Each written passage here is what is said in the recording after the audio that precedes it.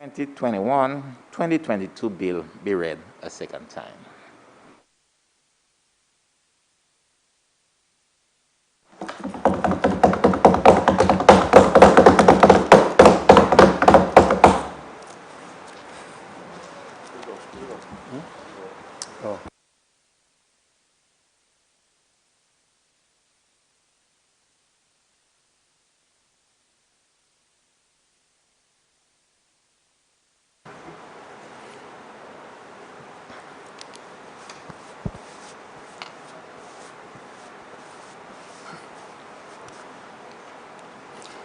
Thank you very much, Mr. Speaker.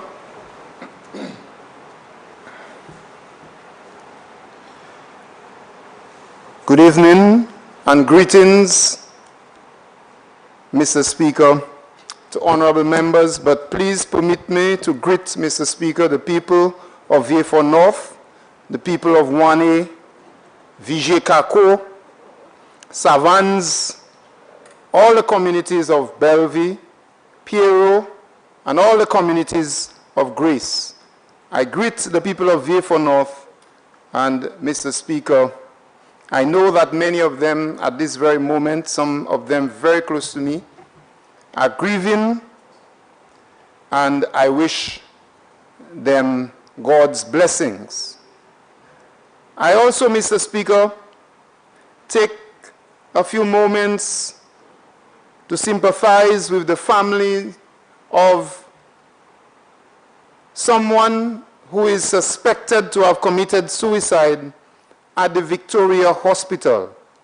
And since this is a public institution, Mr. Speaker, I think it very important to express condolences and to pray that the Holy Spirit will comfort the families and to hope, Mr. Speaker, that the authorities can get to the bottom of this incident. I'm only hoping, Mr. Speaker, that it is not frustration. Mr. Speaker, the people of St. Vincent and the Grenadines are indeed in our hearts, and we continue to pray for them. Some of us have relatives in St. Vincent, and I'm sure our constituents do have relatives and friends. I continue, Mr. Speaker, to think about our comrades in St. Vincent, the parliamentary representatives on both sides of the aisle, and especially my good friend Sabota Caesar, Minister for Agriculture, Mr. Speaker. And I pray that the people of St. Vincent and the Grenadines will summon the courage, and God will bless them to overcome this situation. I wish in this regard to continue, Mr. Speaker, to urge all the constituents of Vieux-Fort North to take the ashfall very seriously, Mr. Speaker. We need to wear our masks, take this very seriously, Mr. Speaker. The doctors, the nurses, the scientists, and even the professionals in agriculture are indicating to us that the ash is certainly causing havoc in the agricultural sector, Mr. Speaker. And many of our farmers in Vieux-Fort North, both livestock farmers and crop farmers, need to take the ashfall very seriously. I have visited a few of them, and it's heartbreaking, Mr. Speaker, to see the quantity of ash in a short space of time you see on vegetables, cabbage, and so on. It's really heartbreaking.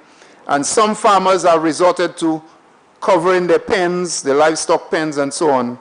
And I wish that they take the ashfall very, very seriously. Mr. Speaker, this UWP administration won the 2016 general elections on June 6, 2016. In 7 weeks' time, June 6, 2021, 5 years will elapse. I was hoping, Mr. Speaker, that the Prime Minister would save St. Lucia all of what I consider to be showboating, the drama, the misdirections, and further suffering by actually calling the elections. But instead, Mr. Speaker, the Prime Minister presented a budget a mere 7 weeks before the 5-year period ends, with the same, what I consider to be arrogance, which he governed. Take it, and I will still take more time. I believe his aim is to try to achieve what he did not achieve in 5 years in some 3 months, which he imagines may happen because the Constitution allows it. Mr. Speaker, I address this budget debate, and I'm thinking, looks like he wants to take probably the same 2 years which he set up the COVID-19 laws for. Mr. Speaker, our St. Lucia today is a story of a country which in my view has been crucified on a factory called the New St. Lucia, where its limbs, Mr. Speaker, our institutions, have been broken and split apart for plunder. I believe, Mr. Speaker, that this New St. Lucia is a place today where our resources, like the blood, flow out to foreign connections. This New St. Lucia, Mr. Speaker, where pieces of sharpened wood, in Creole we call them jukbois, pierce our people's feet daily. Mr. Speaker, where insults and demeaning, derogatory statements are made about our people in their faces, sweating from exhaustion, mendicants, barking dogs and jackasses. 5 years after, Mr. Speaker, the main organs of our self-respect, our sovereignty, our St. Lucianhood have been ripped by their friends, family, and foreigners. And the Prime Minister presents a budget pleading with St. Lucians to, in my view, Mr. Speaker, allow him to eat out our eyes and tear our skin for another 5 years. In 7 weeks, it will be 5 years. And the government, Mr. Speaker, in my view, has crucified the St. Lucian institutions, our pride, our good governance, and all significant parts of our country's soul. So I urge, Mr. Speaker, all patriotic St. Lucians, institutions, workers, faith-based organizations, St. Lucians living abroad, overseas, to raise your voices, become even more vigilant, so that this Prime Minister does not abuse his authority to attempt to delay the elections.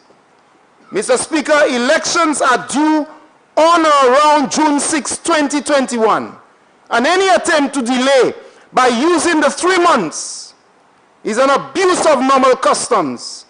This country, in my view, Mr. Speaker, I will say, is not the Prime Minister's supermarket, and it's not his real estate company. Call the elections. And so, Mr. Speaker, the budget theme, adapting, overcoming, and persevering, we are a resilient nation. In fact, I believe, Mr. Speaker, that this budget theme more fits the people of St. Lucia, who have been constantly adapting to survive this government's weekly pain, Mr. Speaker. So the budget theme, adapting, overcoming, and persevering, it's more the people of St. Lucia who continue to adapt every single week to what this government is doing to this country. Continuing in every sector to try to find a way to survive. And I hear the member for Soufrière in his presentation speaking about all the different projects, and they are boasting and beating their chest about all of these projects, Mr. Speaker. And then I recall the member for Dennery North saying that when you go to St. Jude Hospital, you can't even find an X-ray machine. And I pause. And I try to weigh the two St. Lucias. Well, members of parliament come to boast and beat their chest about all their projects.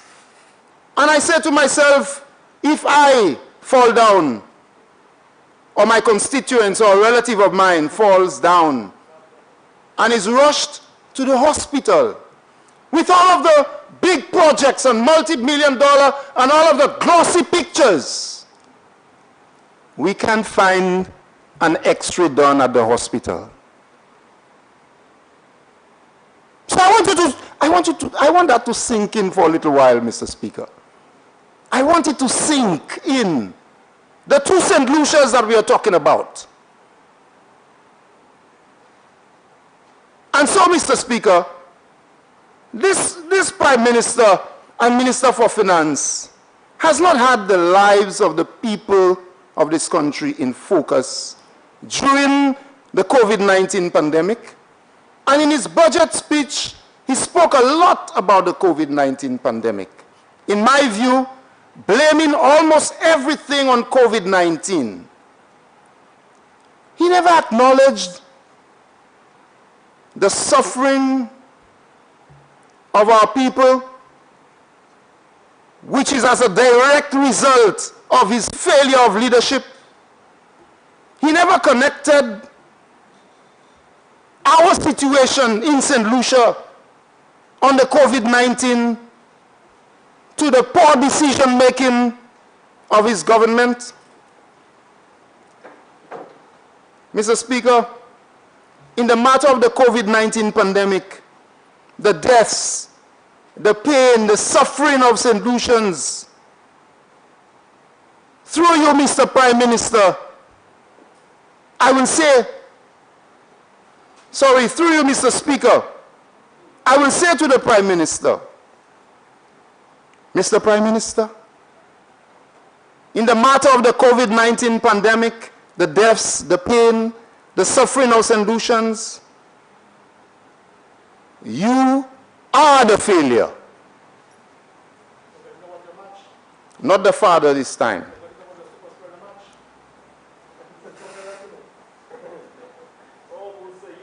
Again, I will say, in the matter of the COVID-19 pandemic, the deaths, the pain, the suffering of St. Lucians, Mr. Prime Minister, you are the failure. Still downplaying the deaths. Still in his budget speech talking about underlying conditions. Fail. The 64 deaths, the highest in the OECS combined, fail. The over 4,367 cases fail. The preparedness of the hospitals to receive and treat patients fail. The critical equipment and supplies at crucial times, like the oxygen and all of the debate about the oxygen, fail. The protocols and decisions regarding borders, which saw the introduction of the new UK variant, which up to now, the people of St. Lucia have not been given a full account of the impact of this new UK variant. Fail. Inadequate staff to monitor, mobilize, and educate at the community level. So much so, Mr. Speaker, that the St. Lucia Medical and Dental Association had to write to the Prime Minister with their concerns. In that regard, and the actions of the Prime Minister fail. Mr. Speaker, this Prime Minister was not focused on the lives of St. Lucians.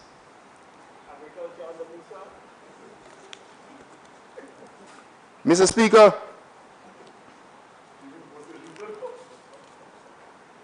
Magadi ki, Mr. Speaker, Premier Ministre à l'adresse BGA dit c'est un set ici neuf qui a bâti.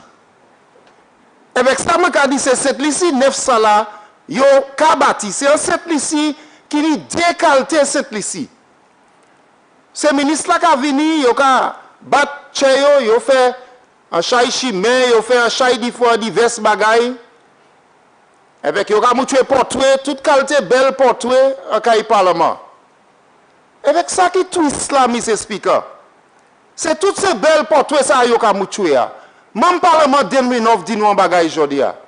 Avec c'est un bagaille moi te dit parce que jodi a même à de constituency hier, pas jodi a, hier yo allé à l'hôpital là. Avec ces mêmes reports ça là yo mené. Ça même parlement 2009 dit c'est ça. Un constituently allé à l'hôpital Saint-Jude, et que là, pour faire un extrait, l'hôpital là, pas ni extrait services. Comme ça, nous m'a dit à M. Speaker, c'est décalter cette liste à nous. En cette liste, comme ministre a jump pop parce que yoni chimé, yoni comme belle portrait, yoka clap. Avec si un malade prend moins en sous pays ou bien constituency, et tous ces gros développements ça là, gouvernement ka mouchouya, si yon allé Saint-Jude, la pas rien extrême machine. Qui ka travail? So qui ça? So qui kalte bagay tête en bas. Moi demande des gens cette ici, Mr. Speaker. Et c'est belle portrait ou kawea avec là aller à l'hôpital Saint-Jude, en malbout de pont, issue ou be famille ou ayelou, mari ou ben n'importe moun en commune avec tout ça gouvernement qui a boss yo a fait, le aller là en bagay en extrême machine, il pas qu'à travail. Comme ça me dit Mr. Speaker, Premier ministre ça là, l'idée avec attention, c'est partir en les gens la vie je paye cette ici. Avec ça fait Covid-19 là, on ça, Mr. Speaker. Moi, je dis que toutes ces souffrances-là avec la mort, nous, cette ici. Cette ici qui nous plie la mort en tous ces pays OICS là. Si vous mettez tous ces pays ensemble, cette ici qui nous plie la mort en Covid-19. C'est nous qui nous plie en Covid-19. Mais c'est nous qui avons pop communiste qui a fait toute bagaille qui bon avec gens nous, famille nous, qui a mort pays cette ici. Parce que le gouvernement avec le Premier ministre là, pas ni attention à la vie Jean pays cette ici. Mr. Speaker,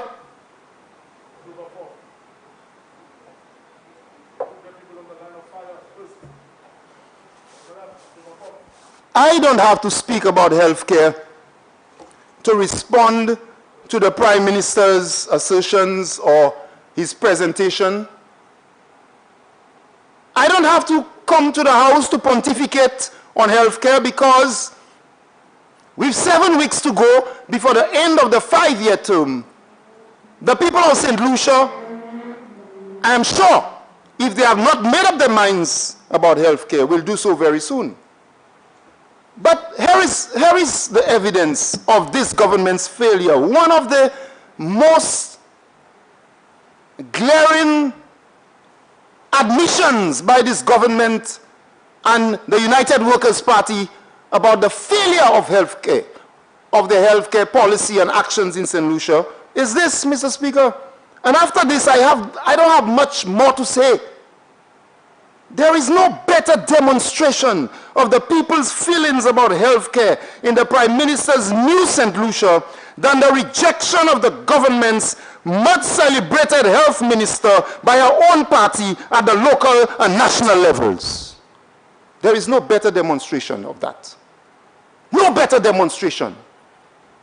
The individual who was charged to take the big person you are talking about in Parliament, the best health minister, and all of that.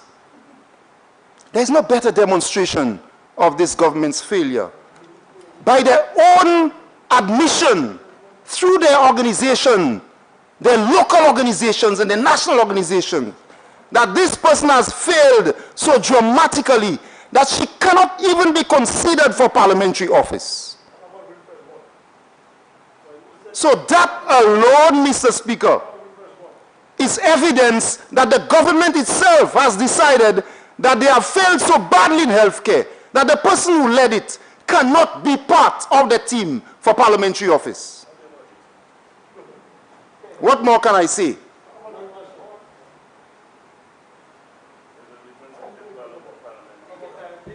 What more can I say?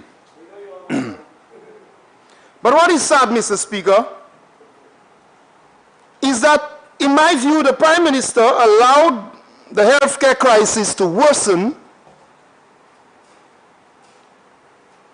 and you hear the cries from the hospitals all the time, no basic medication, even simple basic things like paracetamol and Panadol. Your constituents come to you and say there are basic services, they have to go, they have to outsource it. And while one will quickly say, that always happened, man. That happened when you all were there too. That always happened. But this is the same government which comes to Parliament and is in the media boasting about all kinds of big multi-million-dollar projects, boasting about all of these things, and there are basic services that can't be found in the hospitals. After how many calls to continue the move to the Owen King EU Hospital, COVID-19 forced the government to move to the Owen King EU Hospital, and the Prime Minister speaks as if, oh, that was an achievement because we moved to the Owen King EU Hospital. You were forced. Ignoring calls to complete the St. Jude Hospital project, and now, within the next 7 weeks, we are learning that there's all kinds of pressure on contractors to block one side of the hospital, put in the electricals, and move the patients no matter what. Because now St. Jude must be moved before elections.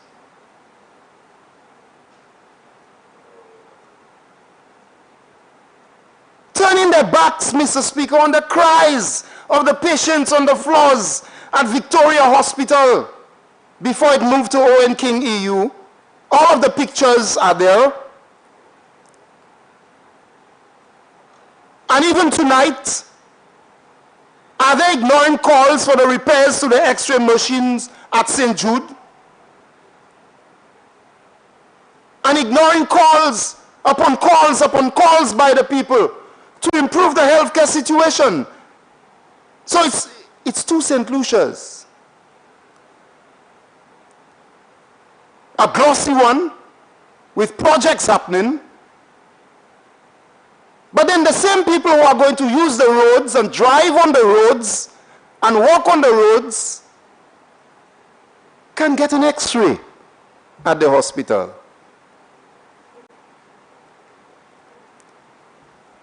The people will judge whether it is better for the government to boast about all of these big projects and not have an X-ray machine when they are sick.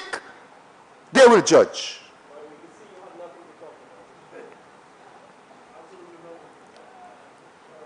And Mr. Speaker, all during that time, they are causing monies to be spent to prepare for horse racing, preparing stables, transporting horses, police escorting horses, building road to accommodate the horse racing track. All of that time, people are dying at the hospitals, according to doctors, as a direct result of the lack of certain equipment, supplies, or the conditions. All of that time. The two St. Lucias. The two St. Lucias, Mr. Speaker. This time I did not hear the Prime Minister pontificate on DSH. That's very strange. This is the same DSH that was supposed to lift the South out of poverty. And he infamously said to the people, do you want to continue to live in a ghetto? You will be living in the pearl of the Caribbean.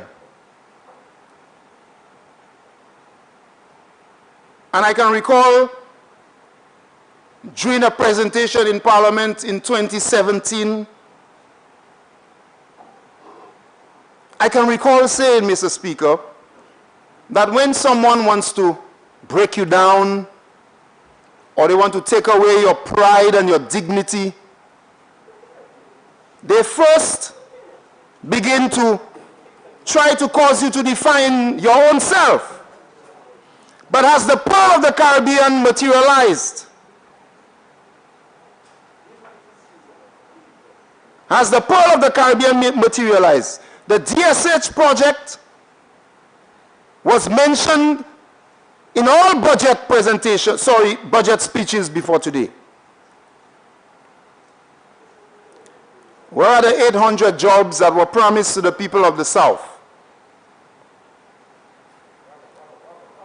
The 400 horses and 2 individuals per horse?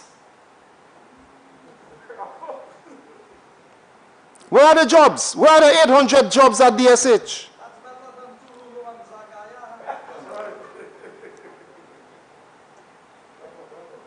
Mr. Speaker, this is a Prime Minister who put horses before hospitals. This is a Prime Minister who put horses before hospitals. So what will your choice be? The stadium right next to your horse racing track. Your horse racing track, money's into the horse racing track, but right next to the horse racing track, you have a deteriorating stadium with sick people, frustrated nurses and doctors, and frustrated staff. The 2 St. Lucias, Mr. Speaker. So they bang their chest and laugh when we speak about those issues. But the people down there still cannot get to use the X-ray machine.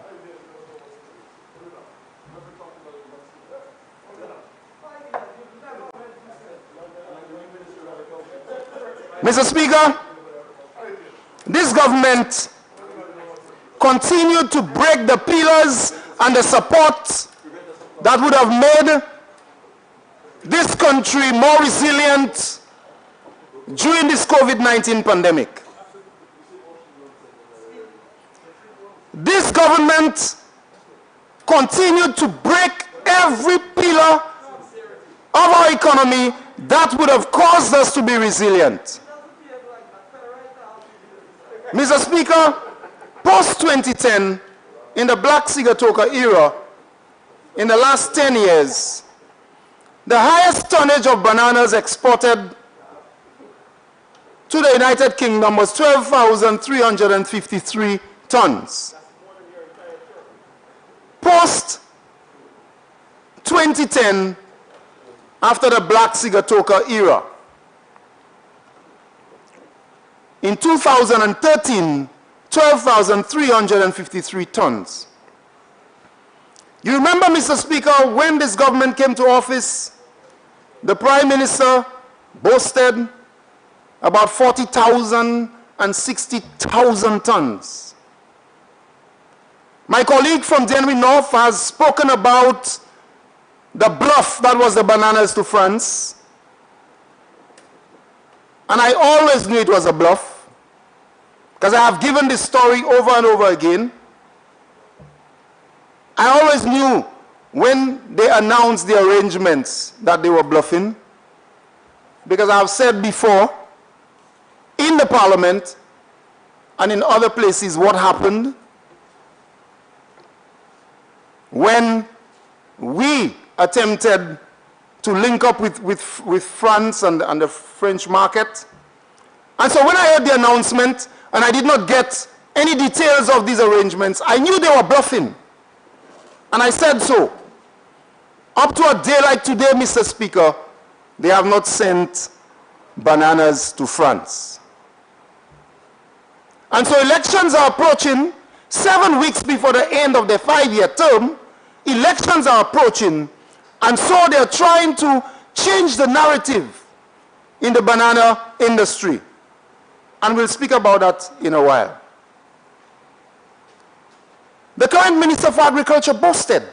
And he said, oh, I'm no agriculture minister. I don't know what I'm doing. Blah, blah, blah.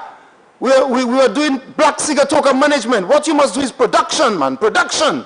You must put money in production. Why are you putting money in managing Black Sigatoka? I challenge him, Mr. Speaker.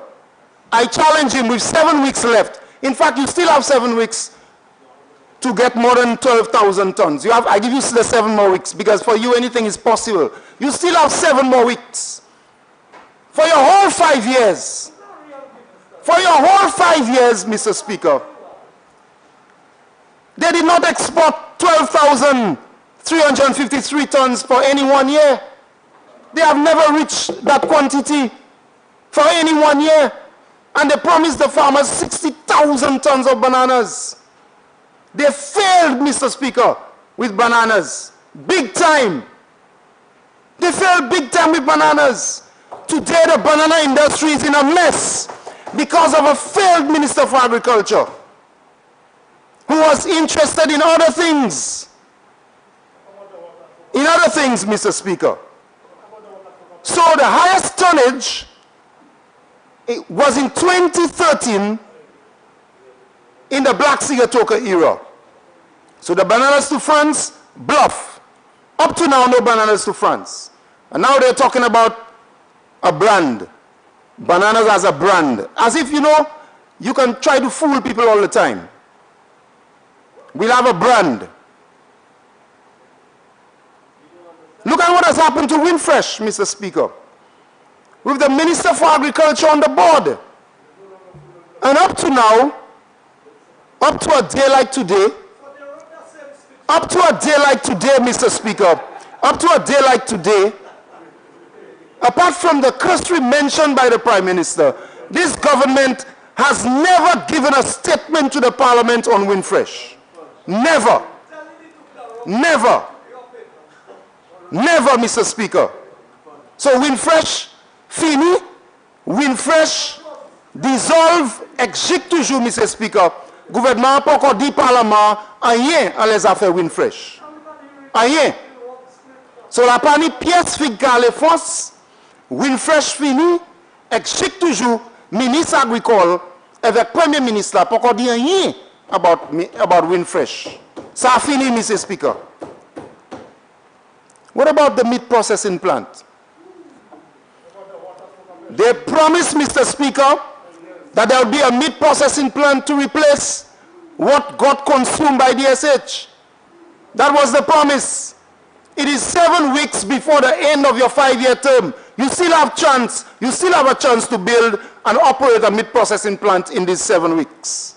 7 weeks left.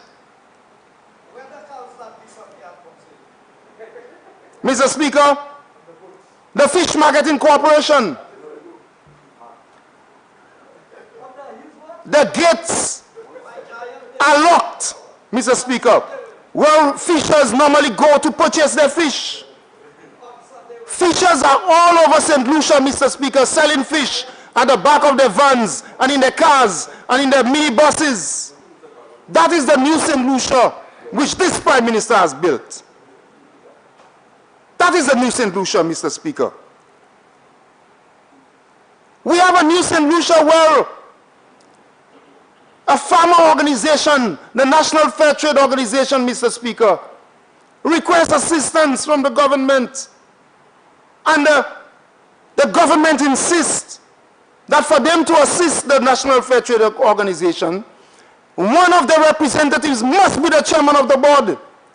The government insists, holding a local organization to run some, Mr. Speaker. That's the new St. Lucia that this Prime Minister has built. It's either my way or the byway. That's the new St. Lucia, Mr. Speaker. So c'est FAMA qui est une organisation. National Fair Trade Organization, c'est organisation, c'est FAMA. Il y a une loi, une loi Fair Trade internationale. Un gouvernement, un pays qui a 10 ces moun ça là. Si vous n'avez pas de chairmanship là, Mr. Speaker, that is very sad, Mr. Speaker. This is not collaboration, this is dictatorship. This is the new St. Lucia for St. Lucian farmers.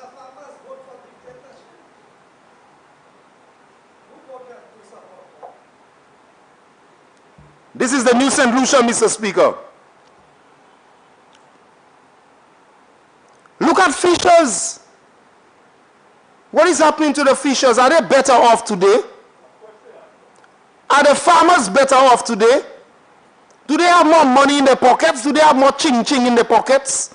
Look at this budget statement by the Prime Minister. Are they better off? And in this COVID-19 disaster, which has been made worse by the poor management of this Prime Minister, a strong pillar of resilience like agriculture and fisheries lies broken, Mr. Speaker. Broken. In every community, you hear the farmers. They can't sell their bananas. NFTO is in trouble. Wilfresh, Kwazde Wilfresh Fund. The bananas to England, problems. The fishers, problems. They're all over the place trying to sell their fish. Livestock farmers, the meat processing plant is not there, Mr. Speaker. Every single pillar of resilience, especially for the rural areas and those people in the city communities who sell fish and those kinds of things, every single pillar is broken. So this government is not building resilience. They have broken our people, Mr. Speaker. They have broken our institutions. They are broken. They are trying to break our St. Lucianness. That's what this Prime Minister is doing, Mr. Speaker.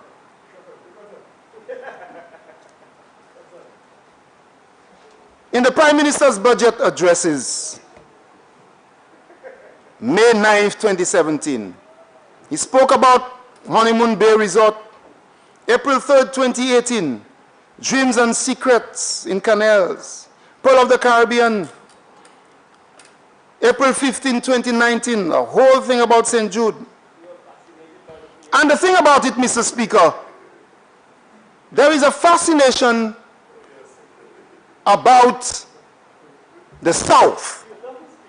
The South. You all didn't do anything for the South. And we are coming to develop the South. And we are changing your name from ghetto to Pearl of the Caribbean.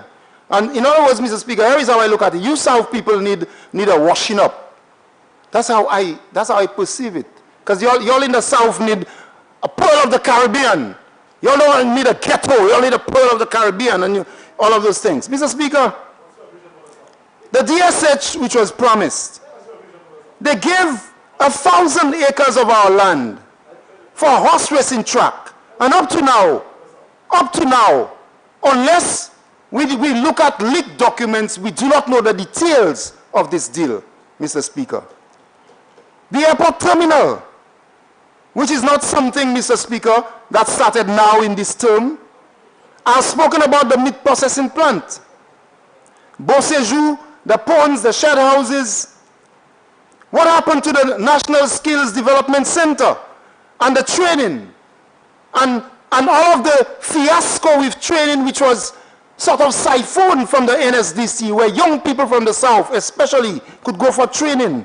Why have the programs been diluted? The South. We have spoken about the St. Jude Hospital and the fiasco in the South. Yes.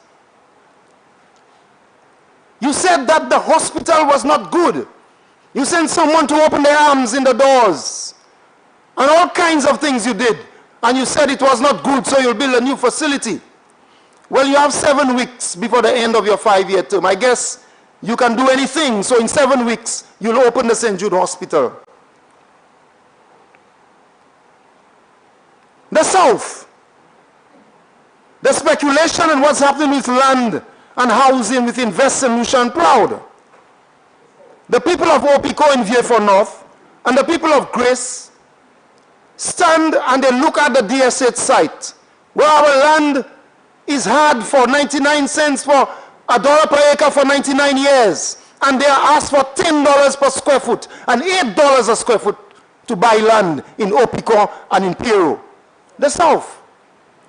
You love the South.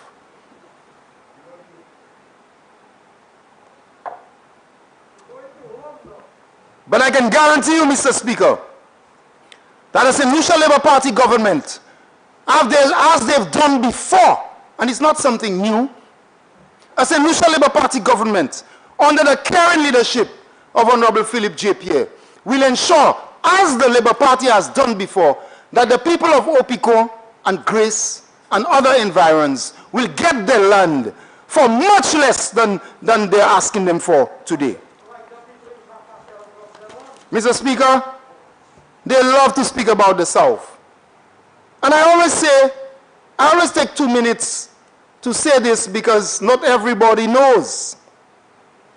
The St. Lucia Labour Party is the party which has always made revolutionary changes to the life, the social life, and the development of people in the South from way back when. Because when you could not go to a secondary school in Castries, at the time it was Nenen and Pawen. Who knows you? Who knows your father? Who knows your mother? That is how you could have gone to these schools in Castries. It was the St. Lucia Labour Party under George Charles that ensured that the Viewfort Senior Secondary School was built. That's the first major social revolution in education in the south of St. Lucia. The St. Lucia Labour Party.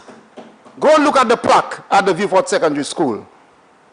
So when you talk about what has Labour done for the South, and if you look at agriculture, we had hundreds of banana farmers from the South who really modernized the banana industry in St. Lucia, the St. Lucia Labour Party.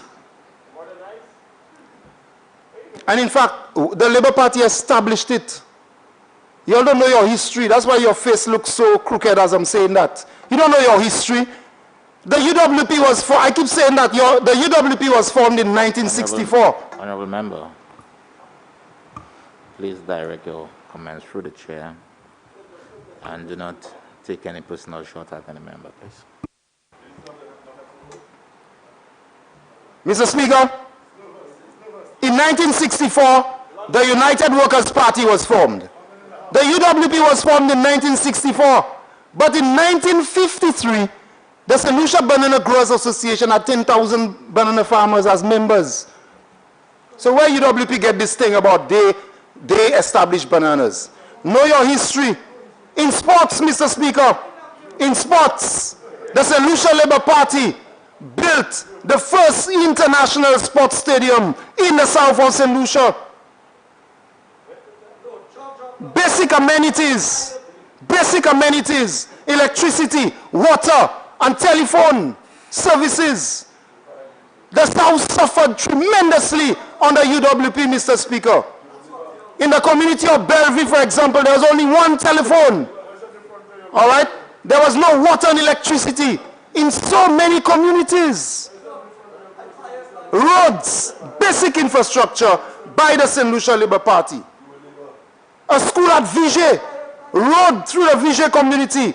Go check the history and you will see that the South that you're talking about, it is the St. Lucia Labour Party that has the history of revolutionizing the South and modernizing it. But Mr. Speaker, the senator said what, again, I don't have to say. And the senator indicated that it is really the nature of the government to deal with people. In other words, Mr. Speaker, my interpretation of this is that the government will deal with you if you didn't vote for us. So the government will deal and assist people in certain constituencies. Mr. Speaker, is this the nature of a government that we want? Is this the kind of resilience we want to build in the future? And in the next 7 weeks, Mr. Speaker, I don't think they have the nature to change that within them. By the way, Mr. Speaker, I want this government to show me in the South a new creative, original project that they've brought to the South. They are call centers, people are working. Our view is that the same incentives that you give to these call centers and pay salaries, local business people should get it too. The use of the free zone, the Prime Minister spoke about that. Labour Party, the airport is not new. He spoke about CMOS, the Prime Minister spoke about CMOS as if it is his government that brought CMOS. If you want to see the pictures, if you want to see the pictures of the development of the strain of sea moss, which we have now developing, I will give you the pictures. And I will give you all of the ceremonies where I open these things. What is new? What have you done? The water project at Grace, where there is a dam and a treatment plant being processed at Grace. All of the pictures of the ceremonies of Dr. Kenny Anthony and former Minister Jimmy Fletcher, Dr. Jimmy Fletcher, signing all of the arrangements. It is there. The much talked about Fonkapesh water project.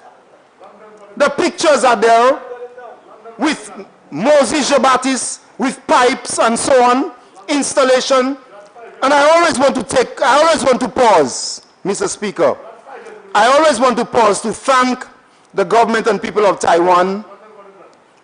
I've never heard this government do that, but I want to pause every time to thank the government and people of Taiwan for sponsoring this project from inception. All of the infrastructure was paid for by the Taiwanese Constituency Development Program, the same Taiwanese funds that they say so much about. And I want to thank the government through WASCO, even though I pleaded over and over again for purchasing the pump. But the people of Vieux North and the people of Fonkapesh know the truth. These are not battles I dwell in. We are going to find out soon enough.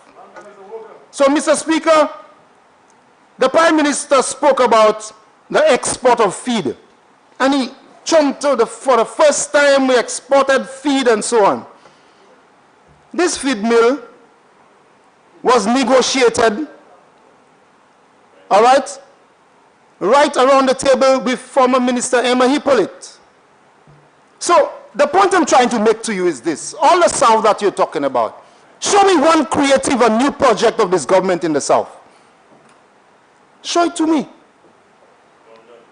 So the infrastructure which focused on access to public facilities in Vieux North, which were targeted because you targeted it because you felt because the people of Vieux North did not vote for you, you are going to target them. So the roads to the playing fields around the schools, the CDP funded Taiwanese roads, and the contracts which were held by the contractors at Teva and Elliott Lane in Bellevue and so on were never continued. The good thing is those contractors, I laughed the last time when I sat at their homes to look at the contracts. They have all the contracts in good condition. At the right time, we are going to demati very soon. The benefits to the taxpayers of the $150 per gallon of gas, the road tax. I guess you can charge the people of Vieux North for road tax, but we don't deserve to get fixed, our infrastructure fixed, because according to your senator, we did not see your vision. Mr. Speaker, the Kuwaiti Roads program stopped, and the member for Babuno in the last 2 sit-ins, and I'm so happy that recording is available, actually said that when he came into government, they found 7 roads to be done under the Kuwaiti funded roads program. 11 roads, sorry. 7 of these roads were in Vieux North. So he went to the Prime Minister and they stopped the projects. Yes, it's in Hansard. I love it because it's a really wonderful video to demati those people who say I never asked for roads. The member for Babuno actually said, you know, that they found 11 roads under the Kuwaiti Funds roads program, 7 roads to be done in Vieux North, Vielit, Bamboo, Vigier, and a number of them, Bois Bonfond, a number of them, and they stopped it. They stopped it. So, Mr. Speaker, is this the kind of government, the kind of resilience that we're talking about? Is this the type of Prime Minister that we want? Is this the kind of community that we want? And so when this Prime Minister presented his budget, when he presented his budget speech, he tried, Mr. Speaker, Honorable members.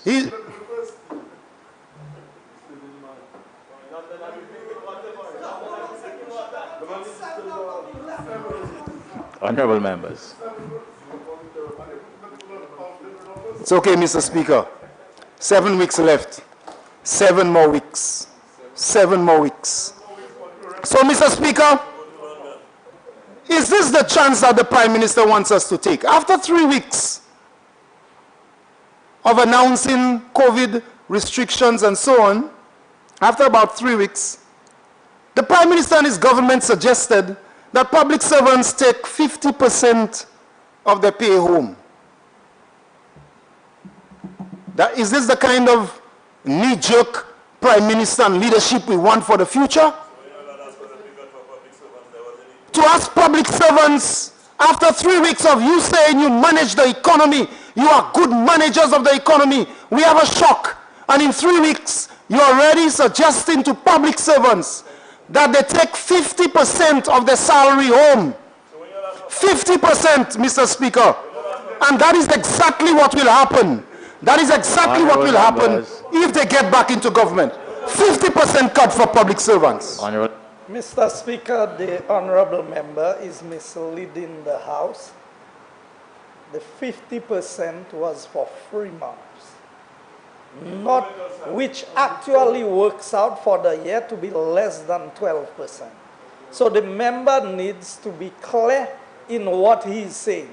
The government never asked public servants to take 50% or a pay cut.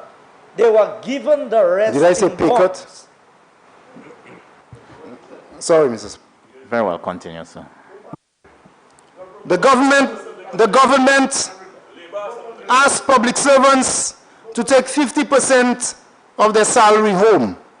This is the 2 St. Lucians that we're talking about.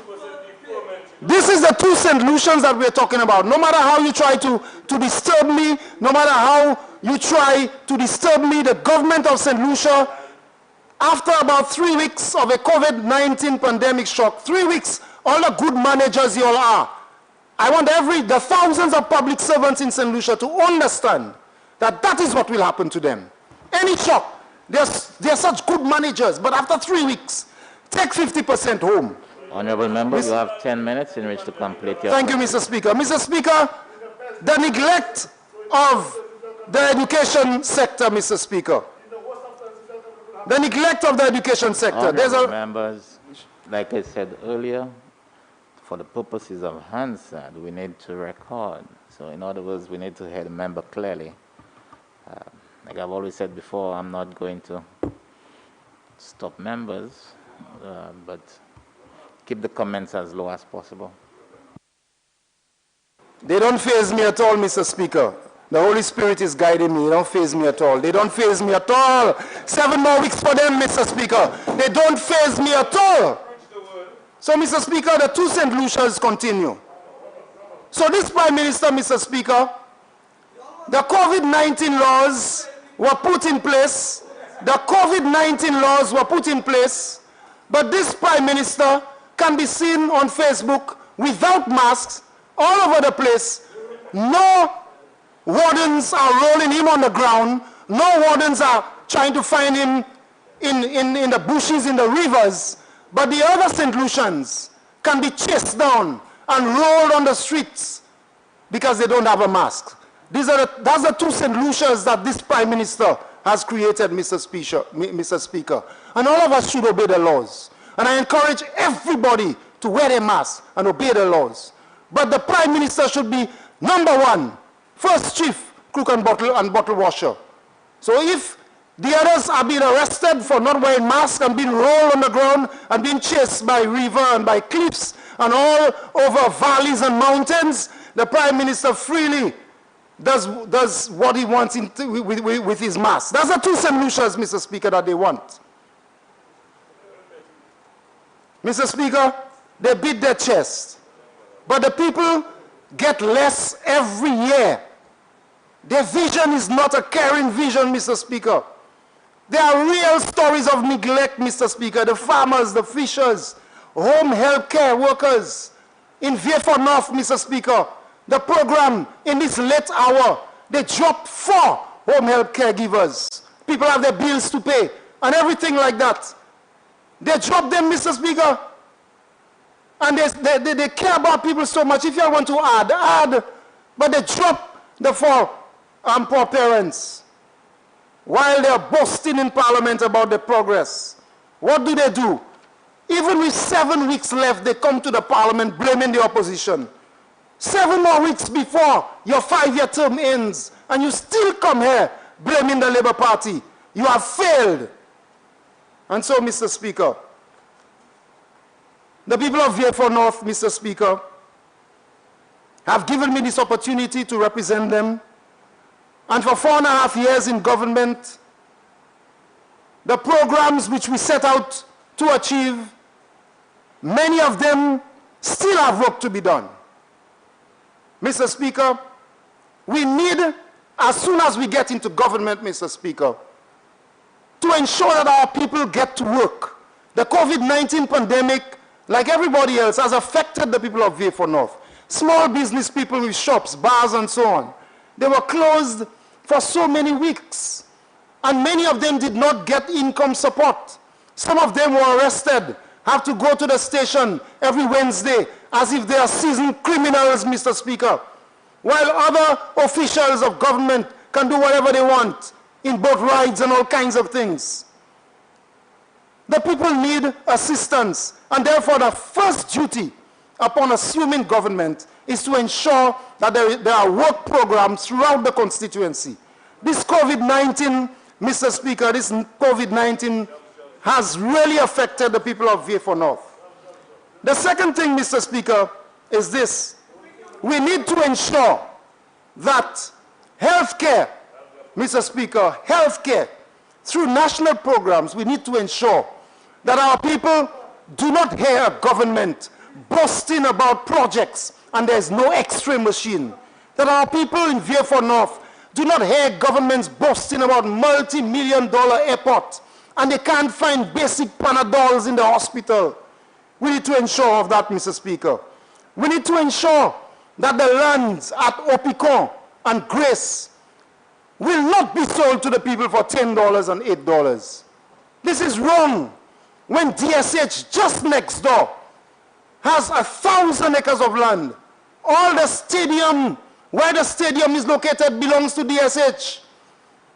All of this land belongs to DSH. Mr. Speaker, on a point of order, the member continues to mislead the House by saying that DSH has 1,000 acres of land.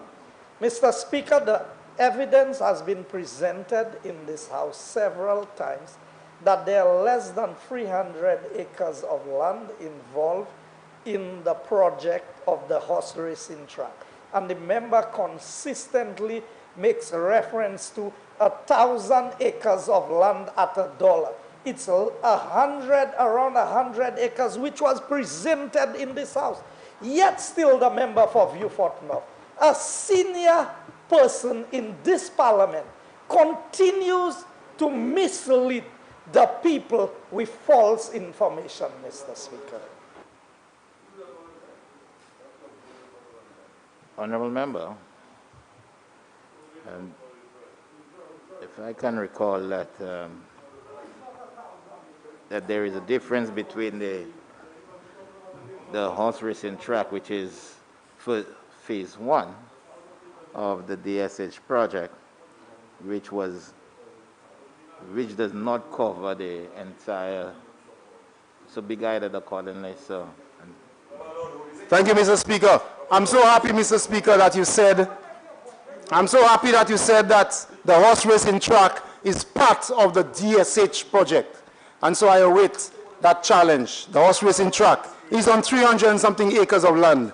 But I said the DSH project, we will continue with that. So, Mr. Speaker, we need to ensure that our people of Grace, our people of Larituet, and our people in Weversel get government-owned lands at rates that are far better than what the government is offering now, Mr. Speaker. Mr. Speaker, we need to ensure, Mr. Speaker, that our single mothers in Vieux North are not insulted, Mr. Speaker, linking them to crime. We need to ensure, Mr. Speaker. Honorables, let's keep the temperature down. The member for Library is not the one speaking. I know we tend to fly high when he's speaking, but for the time being, let's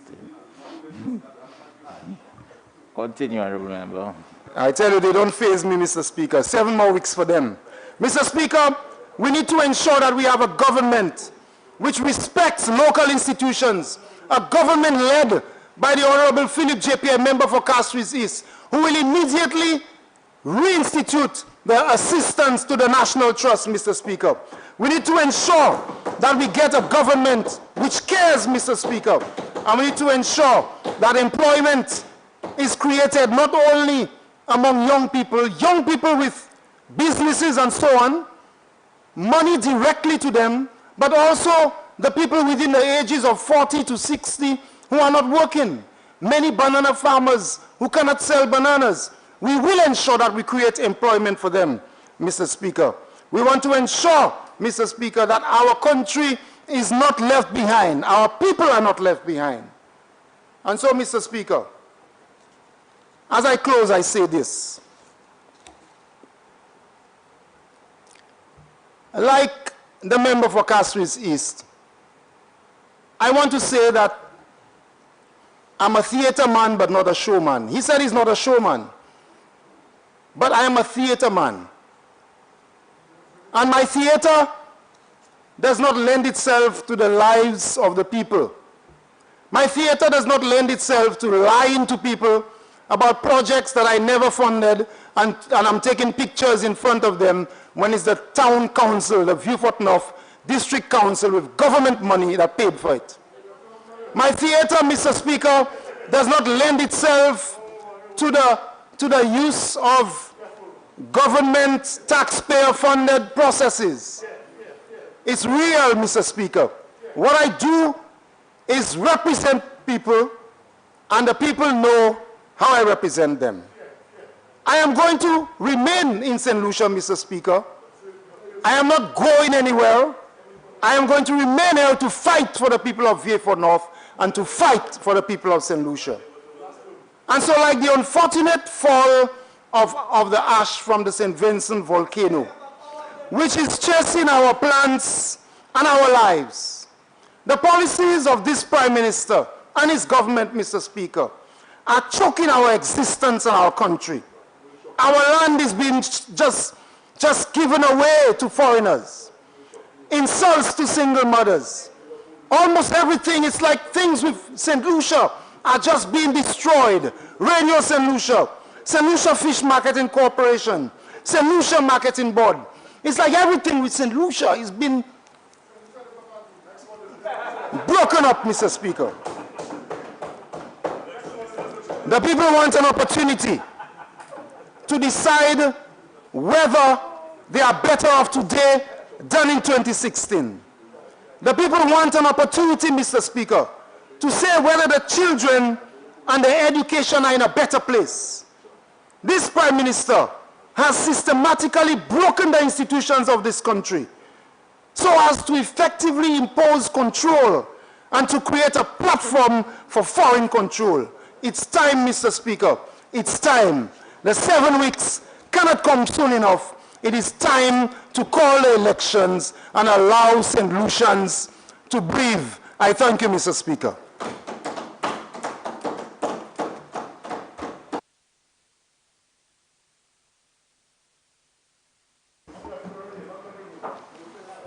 Member for Babono.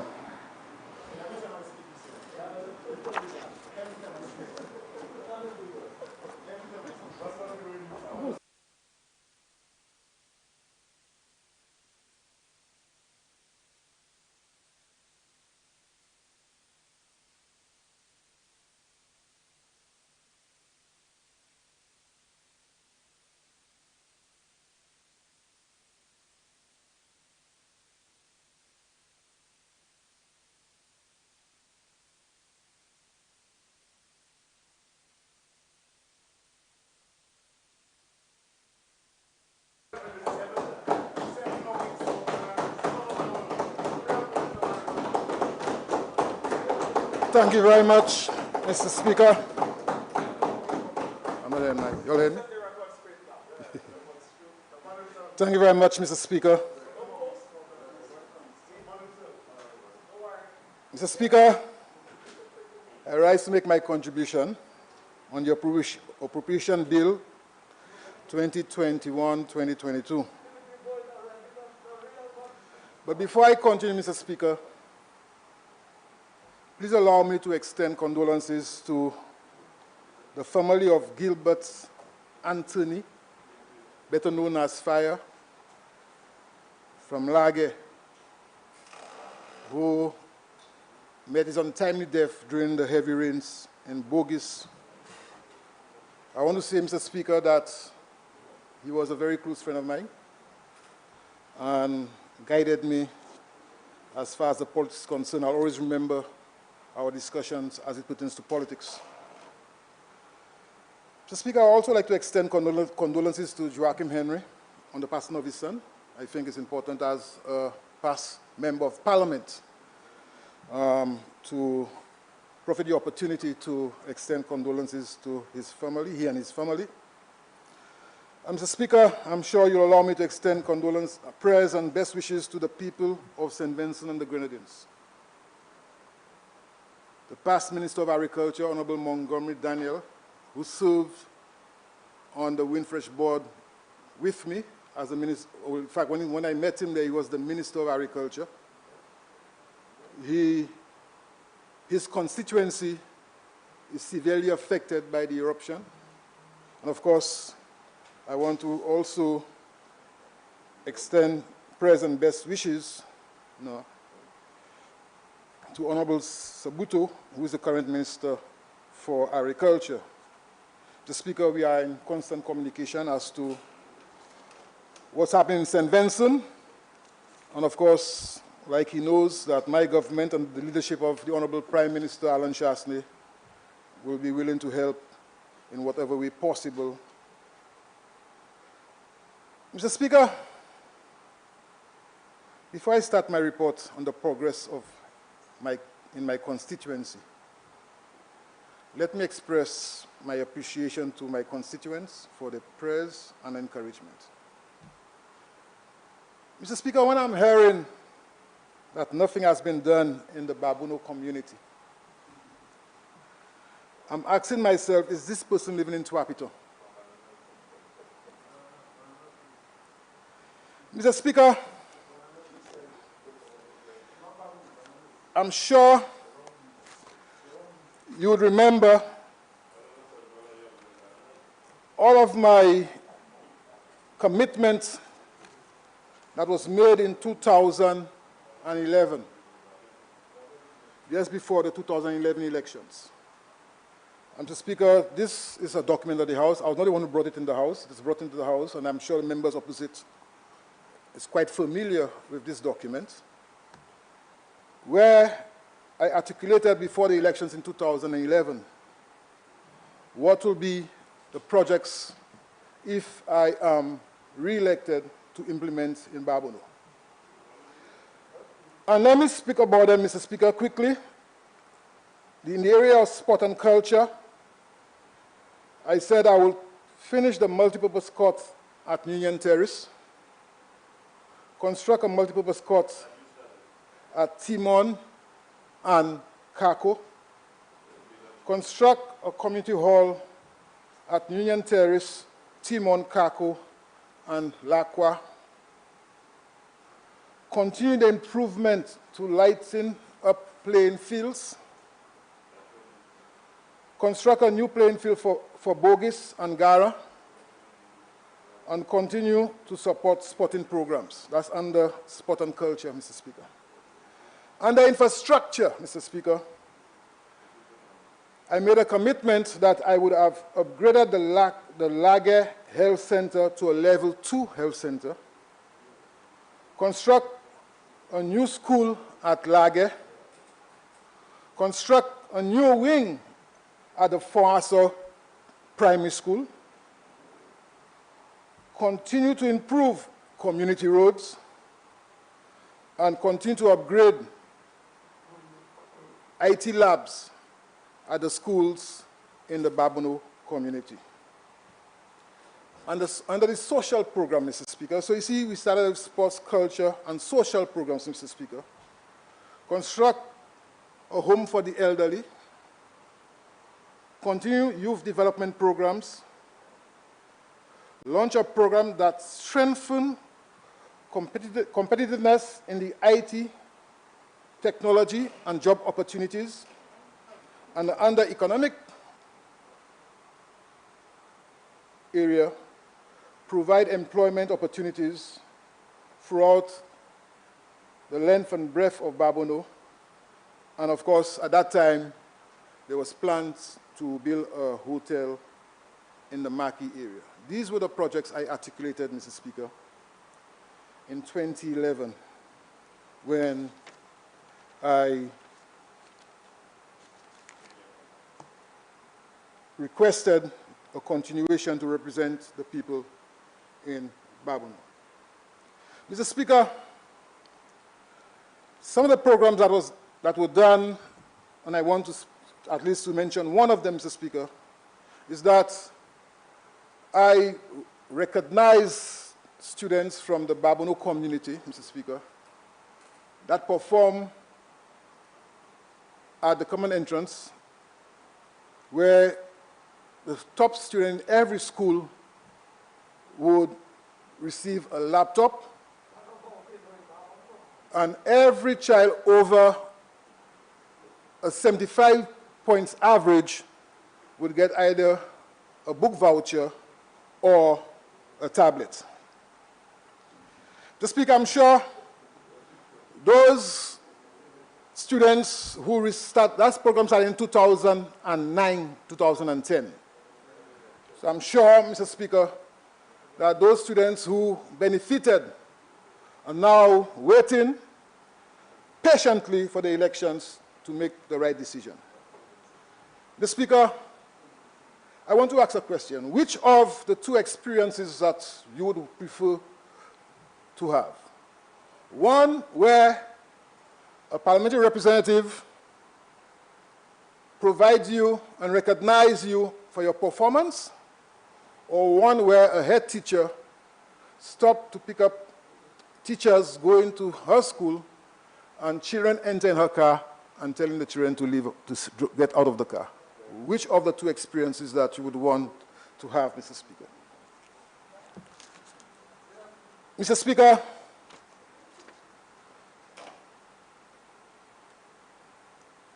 as it pertains to my tenure between 2016 and 2021, I want to say, Mr. Speaker, that a lot has been accomplished, despite the fact that we are experiencing the COVID situation, but before that, Mr. Speaker, a lot have been accomplished. Mr. Speaker, let me speak to some of the projects that I started, some that I have finished, and some that are ongoing. Mr. Speaker, in between 2006 and 2011, there's a community in my constituency known as Talvan. And as the parliamentary representative then, Mr. Speaker, there were a number of persons on lands and the lands not belonging to them. And one with that rural development background, Mr. Speaker, I approached the then Minister of Planning with the support of the then Prime Minister, Honorable Stephen King, and we agreed to acquire the lands. Of course, the intention at the time, Mr. Speaker, was those persons who are occupying the lands is to subdivide it and sell to them. And of course, where we have the virgin lands is to subdivide it and sell to persons who are interested in wanting to build a home. Of course, we would want to give priority to people from Babonneau. Mr. Speaker, what happened? What happened, Mr. Speaker? Government change. and plans change. What we saw between 2011 to 2016, Mr. Speaker, is that the government, instead of encouraging persons to improve on their homes, what did they do? They announced the place as a special enforcement area. And I'm sure, Mr. Speaker, as one who understands the legal jargon, you'd appreciate the negative impact that is having on persons occupying lands in that area. But, Mr. Speaker, what was very much interesting is that days before election, days before the 2016 elections, Mr. Speaker, and to be precise, the 3rd of June, 2016, the St. Lucia National Housing Corporation, Mr. Speaker, entered into an agreement with a French company. Now, you heard us speak about FFF. FFF, Mr. Speaker. But, you know, they see things the way they do it. They enter into an agreement days before election, the 6th of June, 2016, the 3rd of June, 2016, the National Housing Authority entered into an arrangement with a French company. The Speaker, documents are here. The Speaker, and here the agreement. The agreement is, 1, that for any investment to take place on the Talvan lands, 60% of the property have to be sold. That is the agreement with the French company, Mr. Speaker.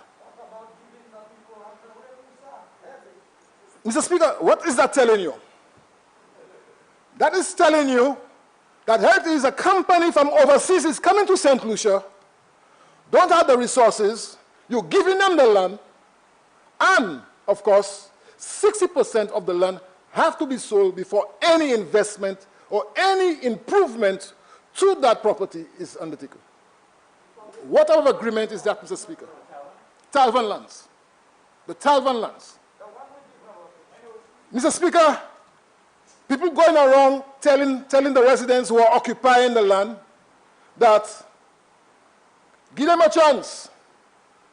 They will sell the land to them at $2 a square foot. Give them a chance. They go sell the land at $2 a square foot. Mr. Speaker, in the agreement with the French company, you know how much the lands are going to be sold for? $13 a square foot. That same individual, Mr. Speaker, was chair of the Babonneau Constituency Council. She wasn't aware of that? She wasn't aware of the agreement with the French company? Now you're going around making commitment of $2 a square foot. Where were you? Where were you when that agreement was signed? Where were you? Mr. Speaker, the investment at the time was over $16 million. $16 million. But of course, the company, the investor would have to get 60% of that $16 million before 1 cubic yard of soil would have been turned into Talvan. Mr. Speaker. Mr. Speaker, I want to say here today, that I'm proud of my Minister of National Housing Corporation. Because when that company came to me as the newly elected parliamentary representative for Babonneau to have a meeting and to introduce themselves, I told them I could not agree with that arrangement. I told them that unfortunately you have a legal document, but I could not agree with it.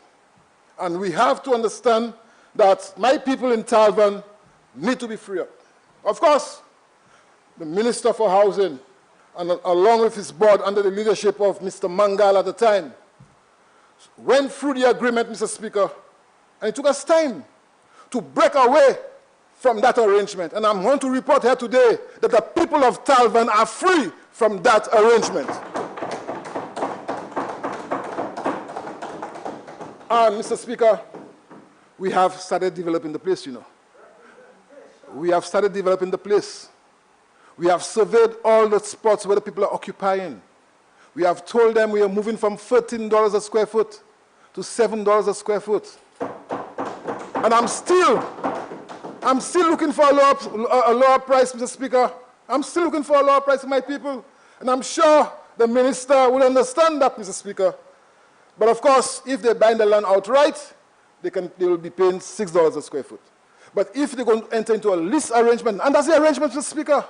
The arrangement is that you can pay a monthly rental over many years, and after that, the land becomes yours. Why are you trying to discourage the people from benefiting from that opportunity, Mr. Speaker?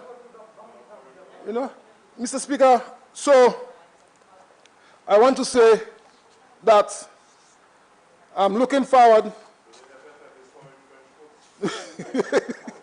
I'm looking forward, Mr. Speaker, to the completion of that project. Mr. Speaker, another one again I want to speak about quickly is the Mackey lands. You hear a lot about what happened to the farmers, what we're doing for the farmers, Mr. Speaker. Mr. Speaker, I remembered, and I'm sure you heard I spoke about Mackey Hotel development, which means, Mr. Speaker, there was some intention of developing the Mackey area. And I remembered, Mr. Speaker, the Minister of Economic Development during my first term, and the Minister of Tourism, who is now the Minister for, or our Prime Minister, came to me and informed me of a potential investor interested in the Mackey lands, Mr. Speaker. Mr. Speaker, what did I do when I met with the investor? What the investor wanted me to support him on was for me to give support to his development and his intention. And what was the intention, Mr. Speaker? The intention was for government to acquire, because the Mackey lands, Mr. Speaker, have two sets of ownership. One is a portion that belongs to the estate, and the other portion are locals, farmers from the community who have purchased land from the estate when the estate was selling. So what he wanted, Mr. Speaker, was for government to compulsorily acquire the lands that the farmers purchased from the estate. And of course, for government now to sell these lands to him, so at least he would have the entire valley for himself. And so, Mr. Speaker, I want to ask him, what is the objective? What is his objective wanting to have the agricultural lands? And when he explained to me that the intention was to make sure he has a reliable supply of agricultural produce to be able to utilize in the hotel, I tell him it makes no sense for you to now displace these farmers. What I am going to advise, Mr. Speaker, is that you work with the farmers, you do an evaluation of the land that the farmers have, and of course, you give them a certain percentage of the value of the land, and the farmers can invest the land as a shareholder in the development, and the farmers can continue working the land and provide the food you want for the hotel.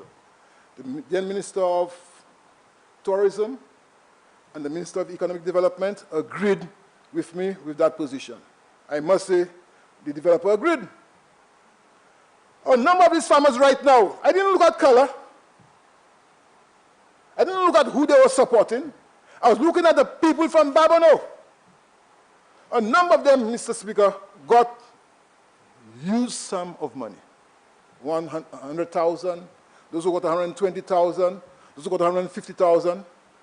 What happened, Mr. Speaker? What happened? That project went belly up.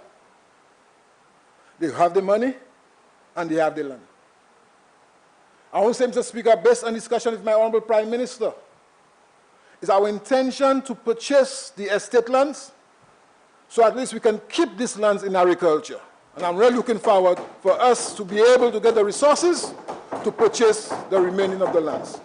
So when I'm hearing persons going to tell the farmers, you know, that nothing is being done for them, the fact of the matter is, Mr. Speaker, as the rep, I represented them properly, and I will continue to represent them, Mr. Speaker.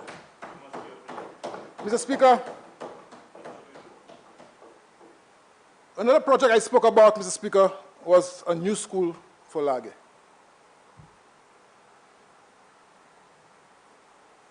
I remembered Honorable Aston James. This is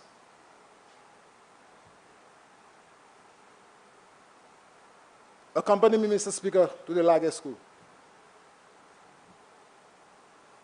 Likewise, the present Minister of Education, but not to where the school was previously located. And agreed that there is need for us to build a new school for Lage. Resources were identified to build a new school for Lage and to build a new wing for the four-answer school, Mr. Speaker. What happened, Mr. Speaker? Government change. Government change, Mr. Speaker. And the idea of the new school for Lage was abandoned. In fact, Mr. Speaker, what you hear going around is that the people of Lage, who is a strong supporter of the United Workers' Party, are disappointed, and that is true. The people of Lage support the United Workers' Party strongly, Mr. Speaker, and that is why they were victimized. And when I came into this honorable house, Mr. Speaker, and I spoke about the Lage school, the leader of the opposition, Mr. Speaker, member for Fisheries East, gave all the reasons why his government did not build a new school for Lage. I want to say here today that construction has started.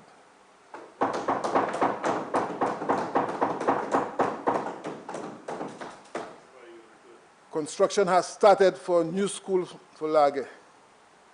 I know there was a lot of pushback. Why Lage cannot get a smart school? Why the people of Lage cannot get a new school? The people of Lage deserve a new school. I don't wait when I get into opposition, Mr. Speaker. I don't when I get into opposition come and say, I need this and I need that. I'm in government and I'm doing it.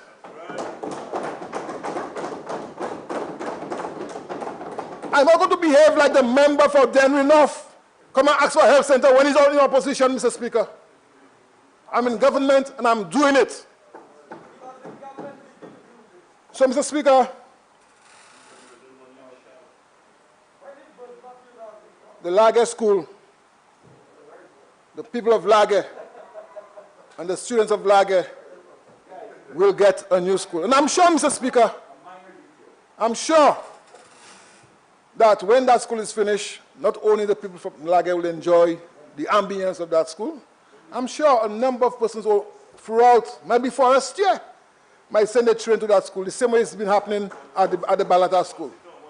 Or Monsiton, or Deramo will come to that school, Mr. Speaker, because it will be a school state-of-the-art, a smart school, according to the Minister of Education. And, Mr. Speaker, I want to place on record my thanks to the Minister of Education, Honorable Dr. T.C. Gill Rigobert, and my cabinet for agreeing to allow me to revisit that project and giving support, Mr. Speaker, for that project to be realized. Mr. Speaker, another project I spoke about, lights on playing field.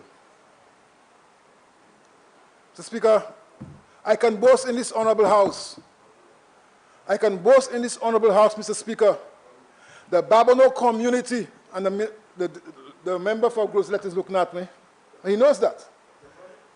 The Babano community, Mr. Speaker, was the first rural community to have lights on a playing field. the first rural community in St. Lucia, Mr. Speaker, to have lights on a playing field, and that's the Lage playing field. Not even Grosilet had lights on a playing field. And Mr. Speaker, we didn't stop there, you know. I did not stop there.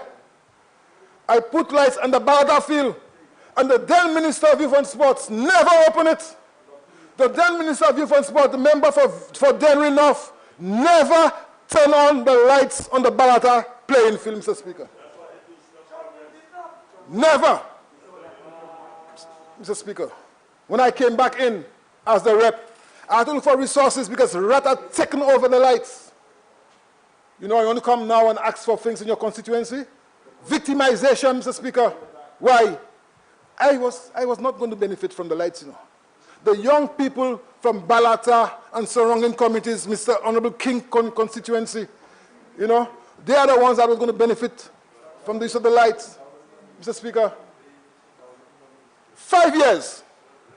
5 years, Mr. Speaker, the lights will not switch on. You know, 5 years, you could go and turn a switch. Member for Denry North, 5 years. You know? So, I must say, Mr. Speaker, that I'm happy that I'm back. And the lights and the upgrading of the Balata field, Mr. Speaker, is now functioning. We have taken all away all the rats, fixed up the lights, fixed up the wires. The light is now functioning, Mr. Speaker. Another field again, Mr. Speaker, that have lights on. So right now, Mr. Speaker, Babano has 3 fields with light on them. And we ain't going to stop there, you know.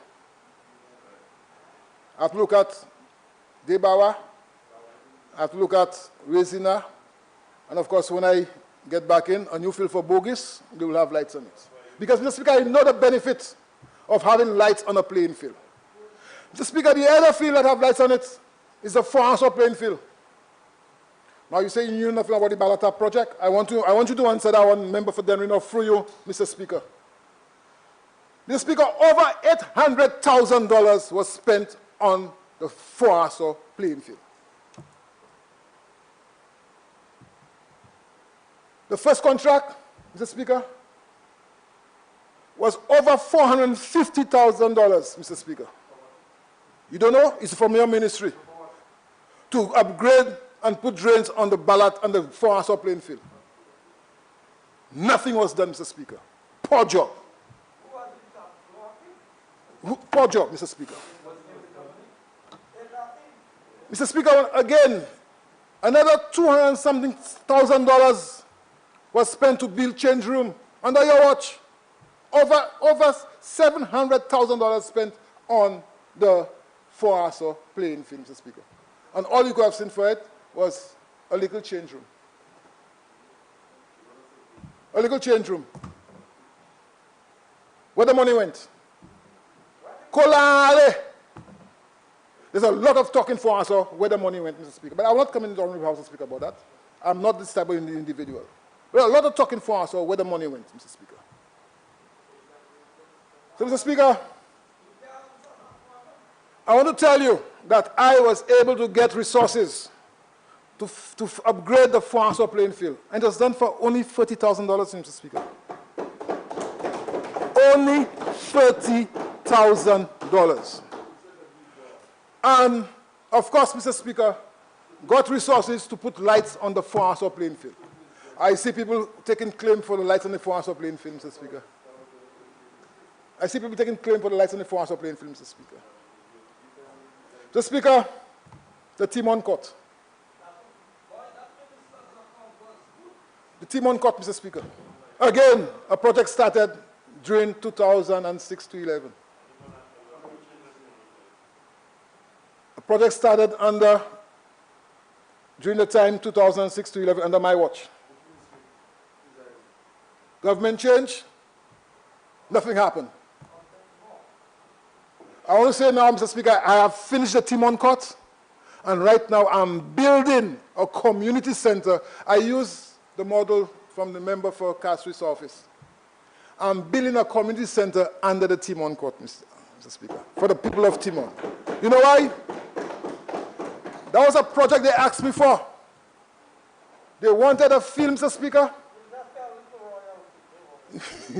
They wanted a field, Mr. Speaker, but the topography of Timon, you can't get a place where to put a field. So we built a court. I use the same model, and we build in a community hall below it, Mr. Speaker.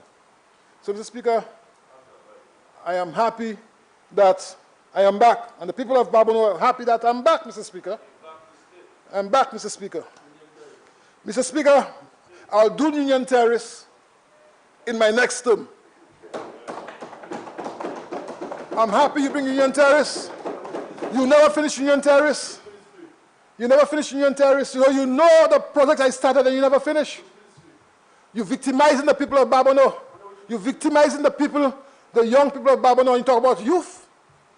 You know, I'm happy you mentioned Union Terrace. I'm going to do Union Terrace, Mr. Speaker, during my next term, under the leadership of the Honorable Prime Minister and the government of the United Workers' Party.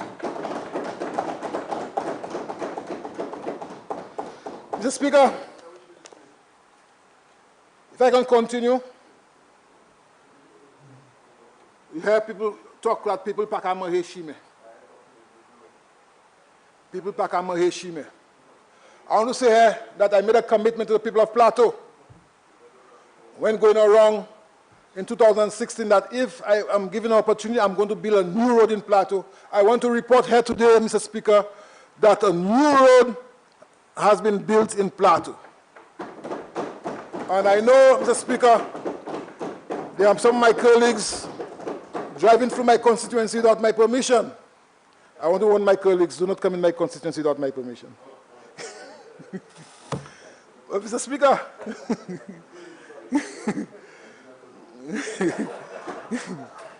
Mr. Speaker, I want to say that I'm happy that we have been able, with the support of my Minister of Finance and Infrastructure, to build a new road in Plateau. We're building a new road, we are resurfacing the road from Montciton to Lague. We have finished the road in Savanaho. We have started and we almost finished the road in Jiwakako. We have done the road in Debawa. And let me speak about Debawa. In Debawa, Mr. Speaker, there was a post saying that I built a road going to nowhere.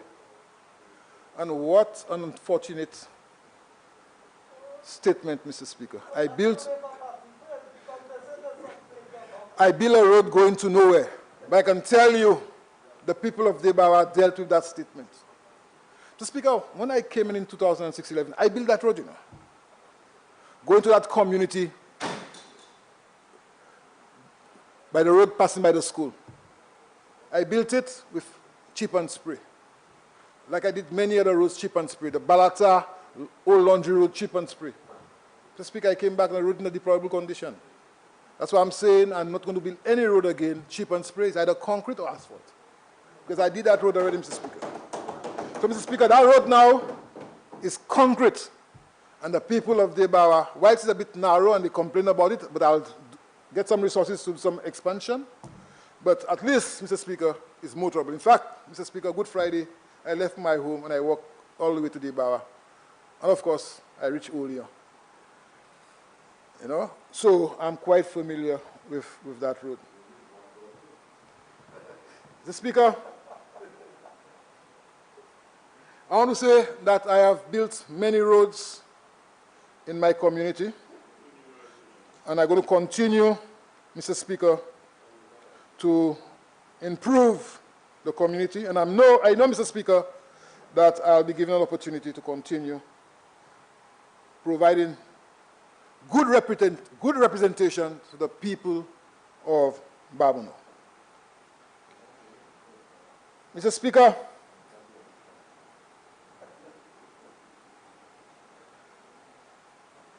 I listened today, and I must say, nothing new. Nothing new, Mr. Speaker.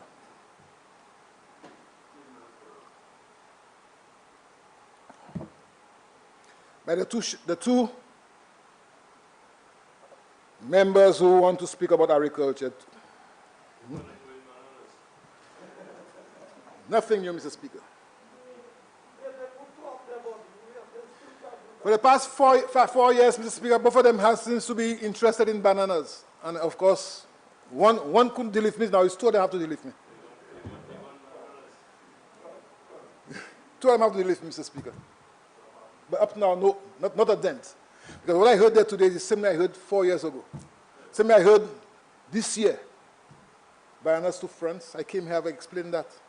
I gave a statement on the whole situation of the bananas to France.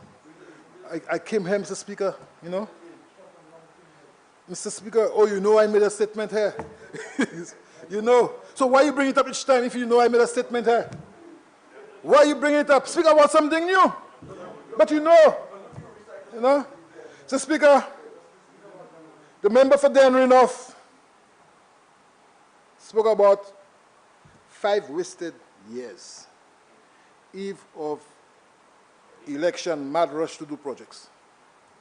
Mad rush to do projects? We started doing projects from the time we came in. I did the Bogus Road, Mr. Speaker, in 2017.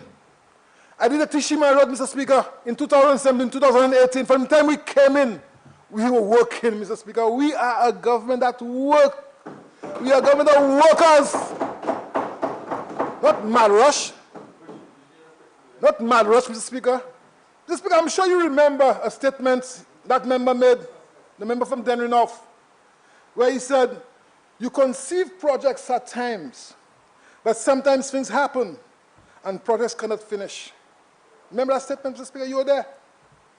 You were there when he said it. You know, you were there, Mr. Speaker, when he said it. When we were finally handing over the Denry North water project, that was his statement, Mr. Speaker. You conceive projects at time. You know, sometimes things happen and the project is not finished, and now you come and tell us we're in a mad rush. Huh? You come and tell us now we're in a mad rush, Mr. Speaker?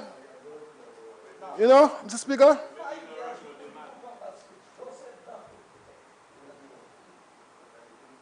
Mr. Speaker, you speak about the only Minister of Agriculture to sit on the Windfresh Board. The only Minister of Agriculture to sit on the Windfresh Board.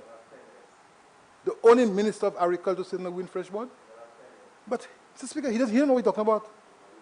The Minister from St. Vincent, Montgomery Daniel, when I came in, was Minister of Agriculture. Minister Steele from Grenada. Minister Steele from Grenada, Mr. Speaker. Right? So, Mr. Speaker, if I, as Minister of Agriculture and Windfresh Board, you should be saying kudos to me. You should be saying that my minister, my Prime Minister, my cabinet has confidence in me. Mr. Speaker, on a point of order, I hesitated to stand on the point of order. The honourable member is misled in the House. I said he is the only minister responsible for agriculture in St. Lucia to have been appointed to the Windfresh Board in the last 10 years. I don't know Montgomery Daniel to be a minister of agriculture in St. Lucia. He needs to withdraw that.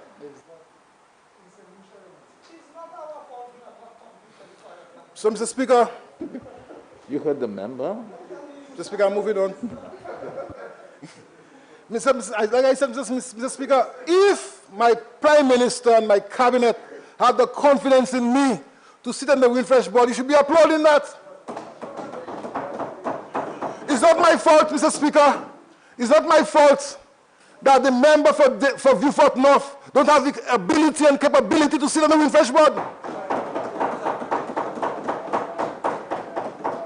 It's not my fault, Mr. Speaker, that the cabinet of the St. Lucia Labour Party have no confidence in the then Minister of Agriculture to sit on the Windfresh Board.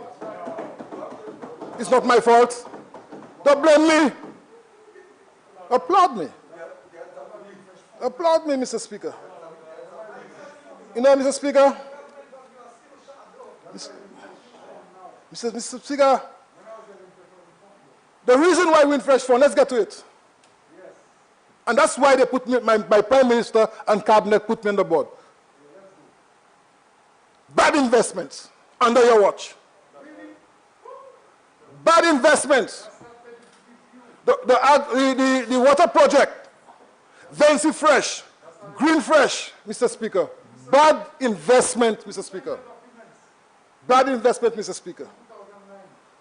Mr. Speaker, the reason why Windfresh Fund, Mr. Speaker, is that monies went outside of the agricultural sector into other industries, into other areas, Mr. Speaker. That is why, Mr. Speaker, he could not be on the Windfresh board. You know why? They had to give and recognize those persons that were involved in the purchasing of the Sunfresh facility. I'm sure, Mr. Speaker, you remember who the owner was. That's why, I'm sure you know, Mr. Speaker, who the owner was. I'm sure you know, Mr. Speaker, who was the manager of the facility. And what position they got? Mr. Speaker. What position they got, Mr. Speaker? On a point of order. Let me hear you, sir. Mr. Speaker, on a point of order, the member is misleading the House. The member said that I was not on the Windfresh board because we had to recognize the people who are getting the investments in water. That is grossly misleading, Mr. Speaker, and imputing improper motives on the cabinet, which I served in. That's improper.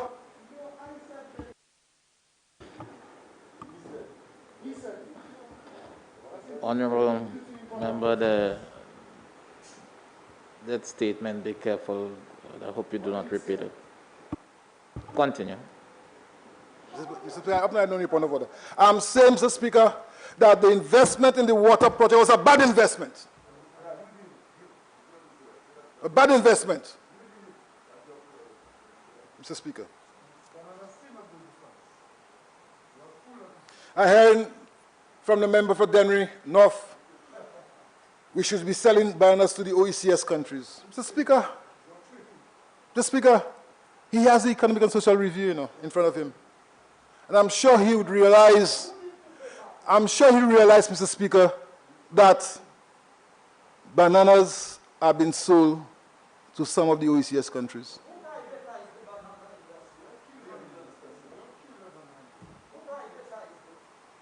Mr. Speaker, I want to say here, it's a good thing that my cabinet and my Prime Minister decided to put me on the Windfresh board. A good thing. Because sympathy les bottes ça, fait que tu as fini longtemps.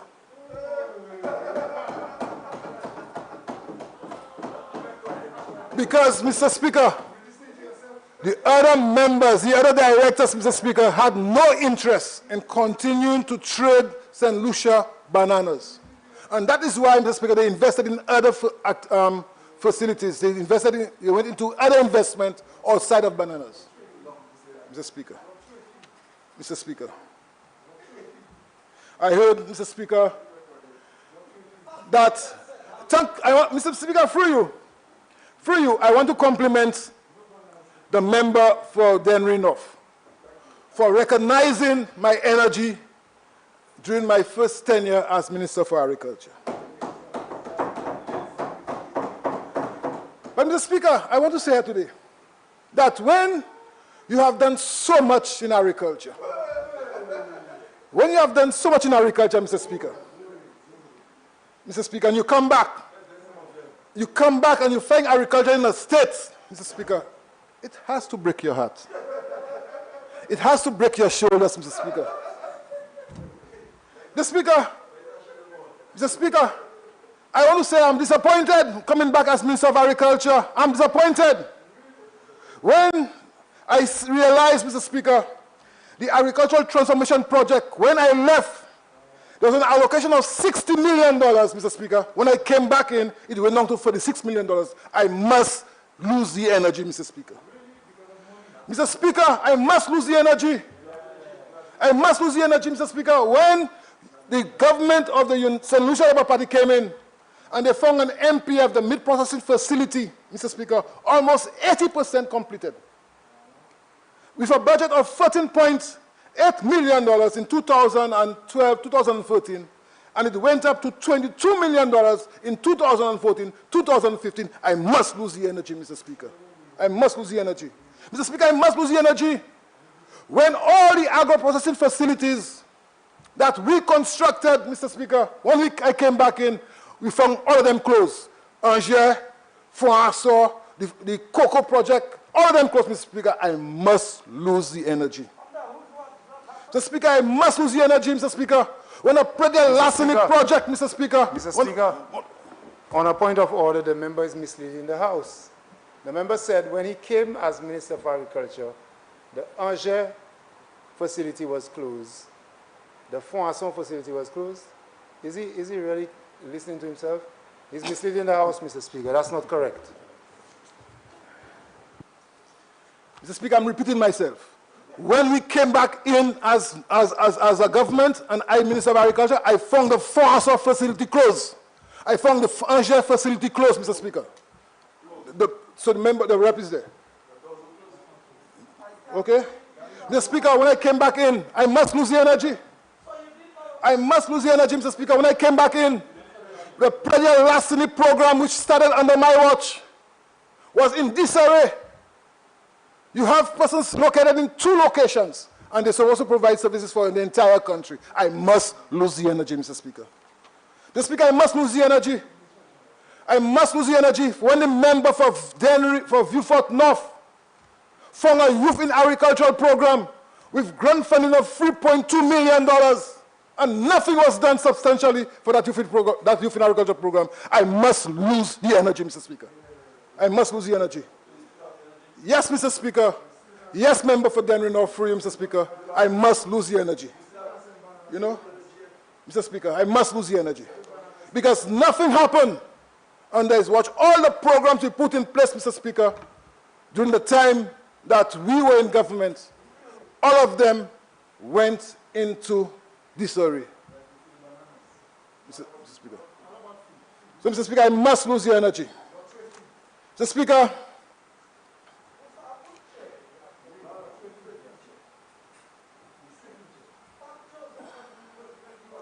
Mr. Speaker,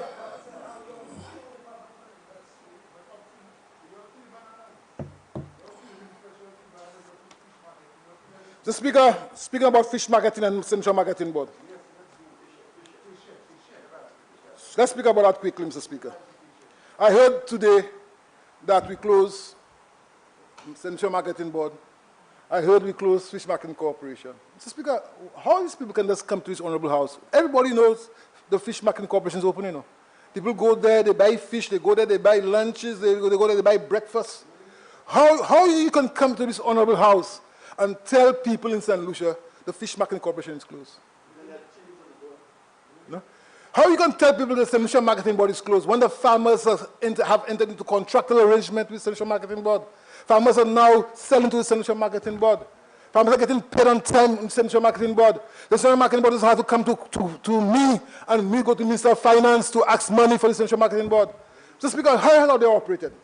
Your Prime Minister said sometime in 1998, he's going to close Fish Marketing Corporation. He's going to close the Lucia Marketing Board. He never accomplished it. We never said we're going to close, Mr. Speaker. We said we are going to restructure.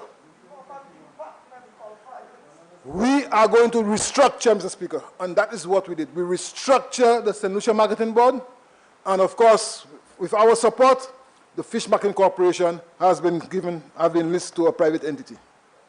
But, Mr. Speaker, you know, they'll come into this honorable house and give the impression that nothing is happening as it pertains to the fishers and, of course, the St. Lucia Marketing Board.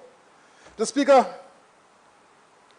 between 2012 to 2015, Mr. Speaker, what the then Minister of Fisheries did, went to his government, went to his Minister of Finance, and requested over 12 million EC dollars to bail out the Fish Marketing Corporation, Mr. Speaker. 12 million EC dollars, a loan from the government to Fish Marketing Corporation. What we said, Mr. Speaker, we cannot continue operating that way. And we decided to take a new direction. We never said we were going to close the Fish Marketing Corporation. We never said we are going to close St. Lucia Marketing Board. Mr. Speaker, what have we realized? Based on information we have received in the ministry from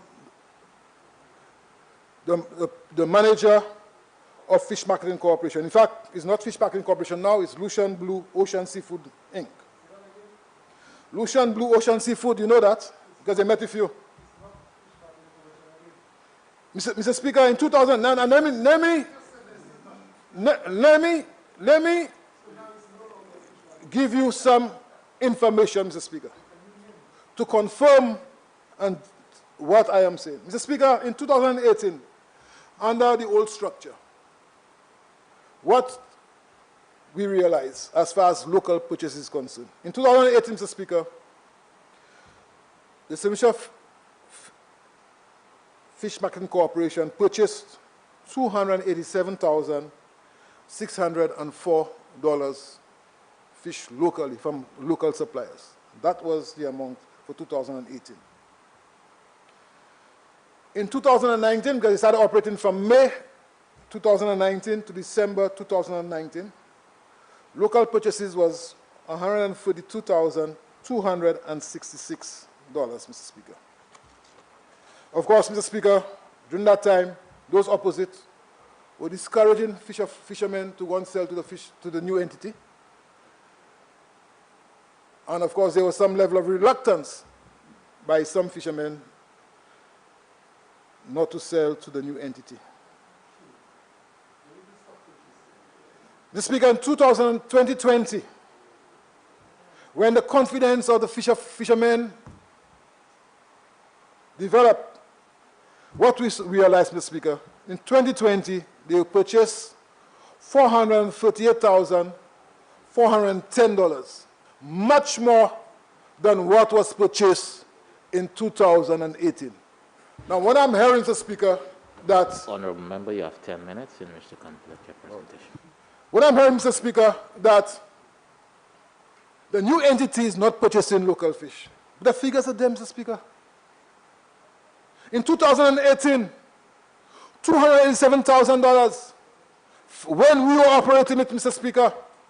In 2020, $438,000, almost double. So how are you going to tell me they're not purchasing local fish? The fishermen that you are encouraging not to sell for them, they are the ones complaining. They are the ones going around selling in vans because you are going around informing them and encouraging them not to sell for the Fish Marketing Corporation. Now you say you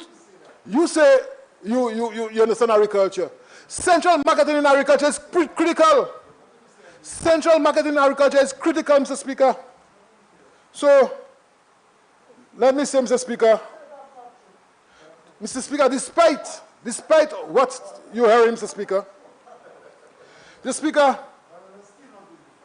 my Prime Minister, my Minister of Finance, decided that we are going to give support to our fishermen. And Mr. Speaker, the figures are showing that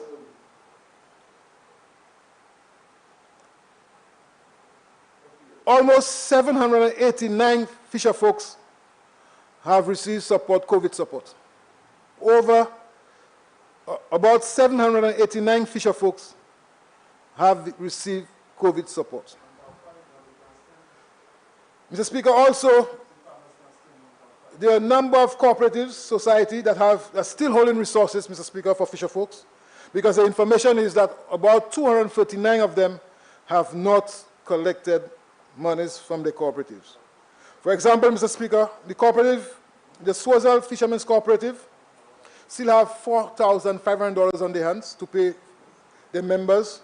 The Sufre Fishermen's Cooperative, Mr. Speaker, still have about $1,000 to pay their members. The Goodwill Fishermen's Cooperative, Mr. Speaker, the Goodwill Fishermen's Cooperative, yes, the member for Denry, for Miku, for Viewfort North, the Goodwill Fishermen's Cooperative still have $42,000 in their hands to give support to fishermen. The Miku Fishermen's Cooperative, Mr. Speaker, $18,500. The Denry Fishermen's Cooperative, Mr. Speaker, is the member for the Valley, $20,000. Groselet Fishermen's Cooperative still have $3,000 on hand. And the Castries Fishermen's Cooperative, Mr. Speaker, still have $23,500 to give support to their members, Mr. Speaker. Mr. Speaker, the St. Lucia Marketing Board is vibrant. I want to say that what we have done, what we have closed, Mr. Speaker, is not the Central Marketing Board. What we have closed is the draining of funds from the Central Marketing Board. That is what we have closed. Now, farmers dealing with the Central Marketing Board, Mr. Speaker, have a more reliable payment system. Mr. Speaker, I don't have to go to my Prime Minister to request money to bail out Central Marketing Board no longer. What we see, Mr. Speaker, that Central Marketing Board now has commenced signing contracts with farmers. They're getting paid on a timely basis, Mr. Speaker. Mr. Speaker, the government of Taiwan, we have built a state-of-the-art pack house where they can process food, Mr. Speaker. And of course, Mr. Speaker, you shall see the commencement of a two-story building, Mr. Speaker, in Fisheries for the new entity, the new Central Marketing Board, Mr. Speaker. I'm sure if you follow, Mr. Speaker, you would realize that the Central Marketing Board now have moved to a smaller location within the market to make space to demolish that old structure. And my government is going to build a new building for the St. Lucia Marketing Board, Mr. Speaker.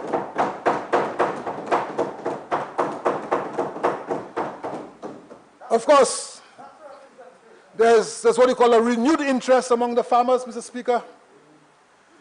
What you have seen is the Central Marketing Board giving support to our school feeding program, and of course, with the support of Export St. Lucia and the leader, the Minister of Commerce, Mr. Speaker, we shall start to explore possibilities of the export market, Mr. Speaker.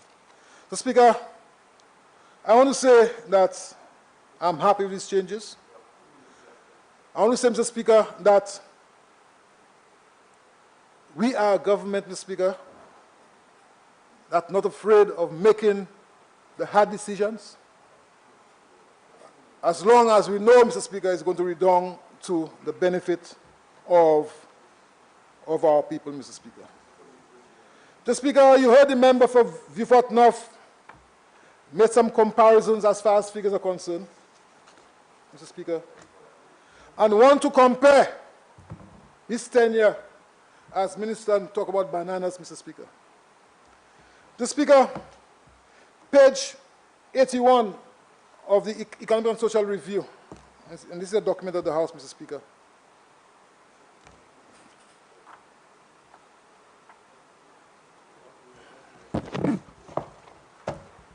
Page 81, Mr. Speaker, for 2016, page 81. Let's compare. You want to compare? Let's compare. When you came in 2011, when you come in 2011, Mr. Speaker, you found an industry, on average, exporting to the UK market about 30,000 tons a year. That was an average. Despite the fact, Mr. Speaker, we experienced drought, we experienced about 2 hurricanes, 30, no, on average, 30,000 tons. Despite the fact, Mr. Speaker, we experienced a hurricane in 2017. We experienced another hurricane, another blowdown, Mr. Speaker. We experienced a drought in 2010. We experienced Hurricane Thomas in 2010, Mr. Speaker. All on average 30,000 tons. What was your record? What was your record? Your record is about 9,000 tons a year, on average. That's your record. That's your record. I'm building up from where you left. I'm building up from where you left, Mr. Speaker. You know? I'm building up from because the farmers were disappointed with you, Mr. Speaker. Mr. Speaker, you know? Mr. Speaker, what's my record? Let me tell you what's my record. My record, Mr. Speaker, in 2016, Mr. Speaker, my record, and let me look at this, Denry North and Vieux-Fort North, Mr. Speaker. In 2016, Mr. Speaker, 2016, what did I find? I found, Mr. Speaker, in the case of Beaufort North, 18 farms with 15 farmers. 18 farms with 15 farmers. Mr. Speaker, in 2021, Mr. Speaker, Denry North, Beaufort North, Mr. Speaker, you want to know my record? You know how many farmers? 104 farmers.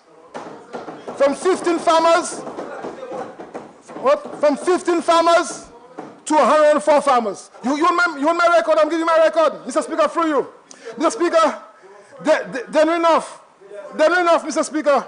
You want to know my record? 20 farms with 18 farmers in 2016. You want to know what's my record in 2021? In 2021, Mr. Speaker, 172 farms with 157 farmers. That's my record, Mr. Speaker. That's my record. So, Mr. Speaker, that the farmers have confidence in the United Workers' Party, Mr. Speaker. That's my record, Mr. Speaker. Mr. Speaker, I know time is against me. Mr. Speaker, I want to, in closing, because I see you giving me a sign, I want to close in, Mr. Speaker. We'll speak about that at some point in time. You want to know my record? Record quickly.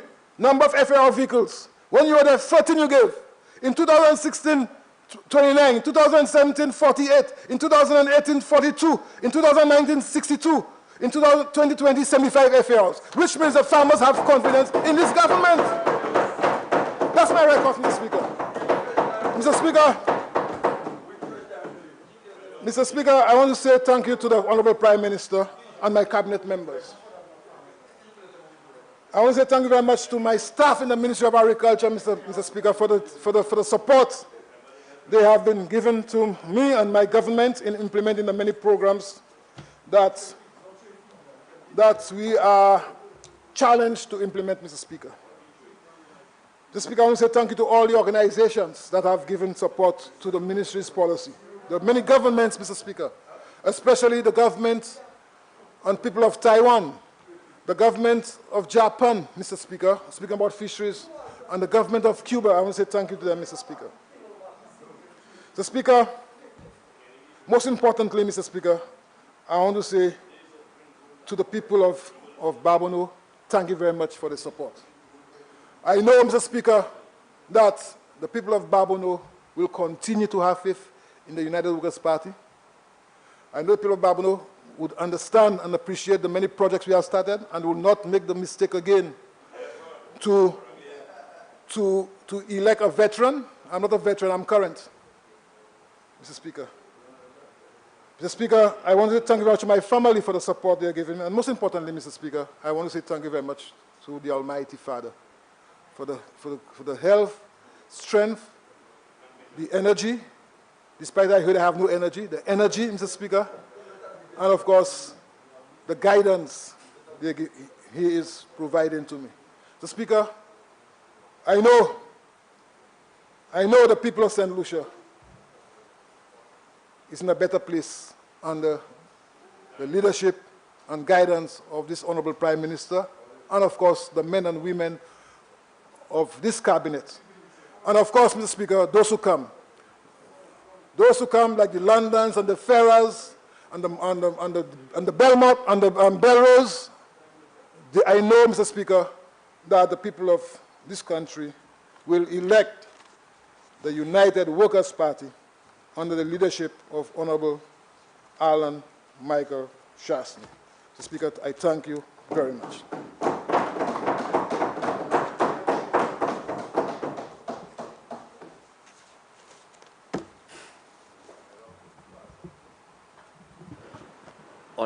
Honorable Prime Minister. No, 9. Speaker, I beg that we can suspend the House until 9 o'clock tomorrow morning.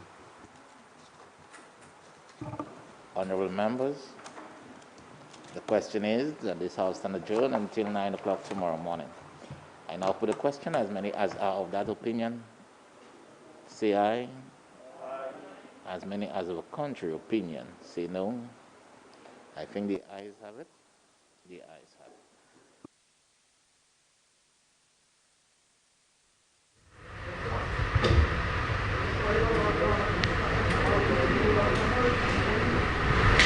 And this brings us to the end of the first day of debate on the Appropriation Bill for 2021-2022. We just heard there from the member for Babano, Honorable Ezekiel Joseph, who also holds the portfolio for agriculture. Before him, we heard from Herod Stanislas, the member for Soufrière Forces Jacques, who also serves as a junior minister in the Ministry of Agriculture. The day also saw presentations from the member for Choiseul Saltibus, Honorable Bradley Felix, and Minister for Commerce, and the member for Denry North, Honorable Sean Edward, who opened up a debate for the opposite side. The House is suspended until 9 a.m. That is Thursday, tomorrow, and we're looking forward to hearing the contributions of the other members of Parliament. We want to say thank you so much for joining us, and you can do so again tomorrow.